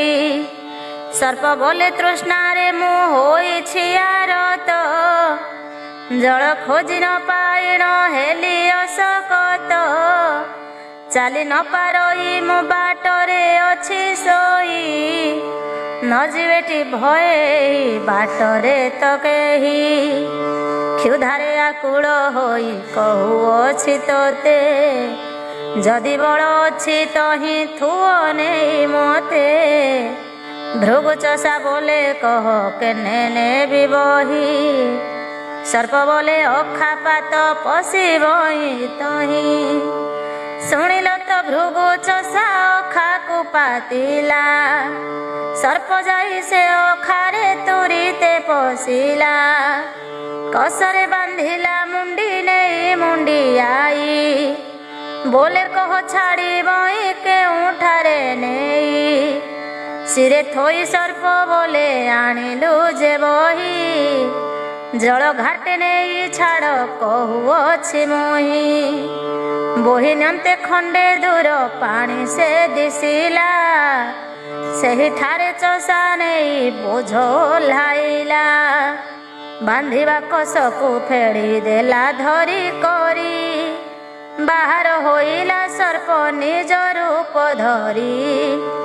ଆସତ ଆସିଣ ତାର ହୃଦୟ ଜାତ ହେଲା, ତହୁଁ ସେ ଚଷାକୁ ସାପ ଲାଙ୍ଗୁଡ଼େ ବାନ୍ଧିଲା। 60 ହାତ ପର୍ଯ୍ୟନ୍ତ ଲମ୍ବ ହୋଇଗଲା, ମୋଟ ହୋଇ ଛତା ପରି ଫଣାକୁ ଟେକିଲା। ଉଚ୍ଚ ଡାକ ଦେଲା ରେ ଯିବୁ ତୁ କାହିଁକି, ବିହିଆଣି ଘଟାଇଛି ଆହାର ପାଇଁକି। କ୍ଷୁଧା ଲାଗିବାରୁ ମୋତେ ଦେଇଛି ଆହାର, ପେଟ ପୁରାଇବି ତୋତେ କରିଣ ଆହାର। ଭୃଗୁ ଚଷା ବୋଲେ ତୁହି ଧର୍ମ ସାକ୍ଷୀ କଲୁ, ଆରେ ସର୍ପ ତୁହି କେନେ ଧର୍ମକୁ ଲଙ୍ଘିଲୁ। ସର୍ପ ବୋଇଲାରେ ସତ୍ୟ ଧର୍ମ ସବୁ ମିଛ, ସନ୍ଦେହ ହୋଇଲେ ତୁହି କାହାକୁ ନା ପୁଛ। ଭୃଗୁ ଚଷା ବୋଇଲା ହେ 3 ଥର ମୁହିଁ, 3ଟି ଲୋକକୁ ଜାଣ ପଚାରିବି ଯାଇ। ଏ ଘର ଅରଣ୍ୟ ଏଥି ଲୋକ କେହି ନାହିଁ, ଏମନ୍ତ ବିଚାରି ଚାରି ଦିଗକୁ ଅନାଇ। ଏକ ଗୋଟା ଆମ୍ବ ଗଛ ଆଗରେ ପଡ଼ିଲା, ଭୃଗୁ ଚଷା ଯାଇ ସେହି ଆମ୍ବକୁ ପୁଛିଲା। କହ କହ ସତ୍ୟ ଆମ୍ବ ପଚାରଇ ତୋତେ, ଏ ଜଗତ ଆତ ଜାତ ହୁଅଇ କି ସତ୍ୟ। ସତ୍ୟ ଆମ୍ବ ବୋଇଲା ତୁ ପଚାରିଲୁ ଯାହା, ବିଚାର କରିଣ ତୋତେ କହୁଅଛି ତାହା। ଡାଳପତ୍ର ଫଳ ମୋର ପର ଉପକାରୀ, ବସନ୍ତି ପୃଥୁ କି ଜନ୍ଦ ଛାଇରେ ମୋହରି। କାହାରି ତ ବୃତ୍ତି ବାଡ଼ି ନ କରେ ହରଣ, କାହିଁ ପାଇଁ ଲୋକେ ମୋତେ କରନ୍ତି ଛେଦନ। ସତ୍ୟ ଯେ କହିବ ତାକୁ ସମସ୍ତେ ମାନନ୍ତି, କହିବାକୁ ସତ୍ୟ ଧର୍ମ ରହିଛି କି ଏଥି। ଶୁଣିକରି ଭୃଗୁ ଚଷା ହେଲା ଦୁଃଖ ମନ, ସର୍ପ ବୋଲେ ଶୁଣିଲଟି ବୃକ୍ଷର ବଚନ। ଭୃଗୁ ଚଷା ବୋଲେ ଶୁଣ ଆରେ ସର୍ପ ତୁହି, ଆଉ 2 ଜଣଙ୍କୁ ମୁଁ ପଚାରିବି ଯାଇ। ତେବେ ତୁ ଖାଇବୁ ମୋତେ ମୋହର ସତ୍ୟ, ସତ୍ୟ ଥିଲେ ଉଦ୍ଧାରିବେ ପ୍ରଭୁ ଜଗନ୍ନାଥ। ସର୍ପ ବୋଲେ ଆଉ 2 ଜଣଙ୍କୁ ପଚାର, ନାସ୍ତିକରେ ନିଶ୍ଚୟ ତୋତେ କରିବି ଆହାର। ହରି ହରି ବୋଲି ଉଚ୍ଚେଇ ଡାକ ଦେଲା, ସର୍ପ ଭୟରୁ ଆସିଣ ରଖ ହେ ବୋଇଲା। ଏ ସମୟ କୋହଡ଼ା ବଳଦ ଅଇଲା, ପାଣି ପିଇ ମନୁଷ୍ୟକୁ ଅନାଇ ରହିଲା। ଦେଖିନ ଭୃଗୁ ଚଷା ପଚାରଇ, କହରେ ବଳଦ ଧର୍ମ ଅଛି ଟିକି ନାହିଁ। ବଳଦ ବୋଇଲା ପଚାରିଲ ଯେଉଁ ବାଣୀ, ଯେ କାଳେ ବୟସ ଥିଲା ବଳ ଥିଲା ପୁଣି। ସାହୁକାର ଆଦରରେ ଘରେ ରଖିଥିଲା, ବୁଢ଼ା ବୟସରେ ବେତ୍ୟକତ କରିଲା। ମୋର ପିଠିରେ କେତେ କେତେ ବୋଝ ବହି, 10 ପ୍ରାଣୀ କୁଟୁମ୍ବଙ୍କୁ ନିଶ୍ଚିନ୍ତେ ପୋଷଇ। ବଳ ବୟସ ମୋ ଗଲା ଯହୁଁ ହଡ଼ା ହେଲି, ଭାର ବୋହିବାକୁ ଆଉ ସମର୍ଥ ନହିଲି। ଆଉ ପୁଣି 7 ଗୋଟା ବଳଦ କିଣିଲା, ମୋତେ ଆଉ ଘାସ ପାଣି କିଛି ହିଁ ନ ଦେଲା। ଏବେ ଏତେ ଦିନ ହେଲା ବନେ ପଶିଲହିଁ, କହ କେନେ ପୃଥିବୀରେ ଧର୍ମ ଅଛଇ। ଶୁଣି ଭୃଗୁ ଚଷା ପିଣ୍ଡୁ ଉଡ଼ିଲା ସାହସ, ଧର୍ମକୁ ଆଶ୍ରୟ କରି ନିଶ୍ଚେ ଗଲି ନାଶ। ଧର୍ମ କଲା ଲୋକର ତ ନ ହୁଏ ମରଣ, ସେହି କଥା ସବୁ ହେଉଛି ତ କାରଣ। ଭୃଗୁ ଚଷା ମନ କଥା ଜାଣି ଧର୍ମ ଦେବ, ଅସତ ଜିଣିଲା ନିଶ୍ଚେ ଜାଣ ପ୍ରାଣ ଜୀବ। ଏମନ୍ତ ବିଚାରି କାନ୍ଧେ ଠେଙ୍ଗାଏ ପକାଇ, ସେଠାରେ ମିଳଇ ଅବଧୂତ ବେଶ ହୋଇ। ଦେଖି ଭୃଗୁ ଚଷା ବୋଲେ ସର୍ପ ମୁଖ ଚାହିଁ, ଦଣ୍ଡେ ରହ ଏହାକୁ ମୁଁ ପଚାରି ଆସଇ। ସେହି ନାସ୍ତି କଲେ ପୁଣି ଖାଇବୁ ତୁ ମୋତେ, ସର୍ପ ବୋଲେ ଭୋକ କଲା ପଚାର ତୋରିତେ। ଶୁଣି ଭଏ ଭୃଗୁ ଚଷା ଉଚ୍ଚେ ଡାକ ଦେଲା, ପଥକୁ ଆସିଣ ବାରେ ଶୁଣି ଯା ବୋଇଲା। ଅବଧୂତ ବୋଇଲେ ରେ କି କାର୍ଯ୍ୟ ତୋହର, ସର୍ପ ସଙ୍ଗେ ମନୁଷ୍ୟର ମିତ୍ର ବ୍ୟବହାର। ଏହା ଚକ୍ଷୁ ଦେଖି ନାହିଁ କାନ ଶୁଣି ନାହିଁ, ଏକଥା ତ ମୋତେ ବଡ଼ ଆଶ୍ଚର୍ଯ୍ୟ ଲାଗଇ। ଆମ୍ଭଙ୍କୁ ଭୟ ଲାଗୁଛି ମାଡ଼ୁଅଛି ଡର, ମାୟା କରି ଡାକିଅଛୁ ତୁ ହିଁ ତ ପାମର। ଭୃଗୁ ଚଷା ବୋଲେ ମାୟା କଥା କିଛି ନାହିଁ, ଧର୍ମ ଅଛଇ କି ନାହିଁ ଏ କଥା ପୁଛଇ। ଅବଧୂତ ବୋଇଲେ ତୁ ଏଡ଼େ ଗର୍ବ ବହୁ, ଆଦ୍ୟ କି କଥା ହେଲା କିମ୍ପାଇଁ ନ କହୁ। ଆଦ୍ୟ ପ୍ରାନ୍ତ କରି ଭୃଗୁ ସମସ୍ତ କହିଲା, ଅବଧୂତ କହେ ଏହା ମନକୁ ନଇଲା। ଏହି ଅଜଗରକୁ ତୁ ଆଣିଲୁ କେମନ୍ତେ, ମୁଣ୍ଡେ ବହି ନ ପାରିଲେ ୟାକୁ ଜାଣ ସତେ। ମୋ ଗ୍ରତେ ମିଛ କଥା କହୁଛୁ କିମ୍ପାଇଁ, ଭୃଗୁ ବୋଲେ ଆଣିଲି ମୁଁ ଅଖାରେ ପୁରାଇ।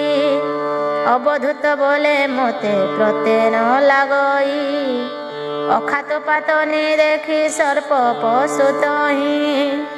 ଏହା ଶୁଣି ଭୃଗୁ ଚଷା ଅଖାକୁ ପାତିଲା, ପୁଣି ଯାଇ ସର୍ପ ସେହି ଅଖାରେ ପଶିଲା। ଅବଧୂତ ବୋଲେ କେନେ ବାନ୍ଧିଥିଲୁ ତୁହି, ସେହିପରି ବାନ୍ଧ ଏବେ ମୁହିଁ ଦେଖିବଇ। ଶୁଣି ଭୃଗୁ ଚଷା ଅଖା ମୁହଁକୁ ବାନ୍ଧିଲା, ଅବଧୂତ ତହୁଁ ଏକା ସର୍ପକୁ ବୋଇଲା। ବୋଲୁଥିଲୁ ପରା ଧର୍ମ ନାହିଁ ଏ ସଂସାରେ, ଏତେ ବୋଲି ଗୋଇଠା ମାଇଲେ କ୍ରୋଧ ଭରେ। ପ୍ରାଣ ଛାଡ଼ି ଭୁଜଙ୍ଗମ ଯମପୁର ଗଲା, ପାପ ହେତୁ କେତେ କାଳ ନର୍କ ଭୋଗ କଲା। ସତ ସତର କଥା ଶୁଣି ଲଟି ସହି, ସତ୍ୟଠାରୁ ଧର୍ମଟି ଜଗତରେ ନାହିଁ। ଏ ସଂସାର ସାର ଗୀତା କହିଦେଲି ତୋତେ, ଏହା ଯେ ଶୁଣିବ ସେହୁ ଯିବ ଆମ୍ଭ ସାଥେ। ଶୁଣି ସତ୍ୟଭାମା ବଡ଼ ଆନନ୍ଦ ହୋଇଲେ, ତବ ପର ସାଧୁ ପ୍ରଭୁ ଶୁଣିଲି ବୋଇଲେ। ଶ୍ରୀକୃଷ୍ଣ ପାଦ କମଳେ ରହୁ ମୋର ଆସ, निरंतरे ही कथा चिंते साधु दास। इति श्री संसार सार गीतायां ब्रह्म विद्यायां श्रीकृष्ण सत्यभामा संवादे सत्य सत्य नाम 10 अध्याय। जय श्री कृष्ण।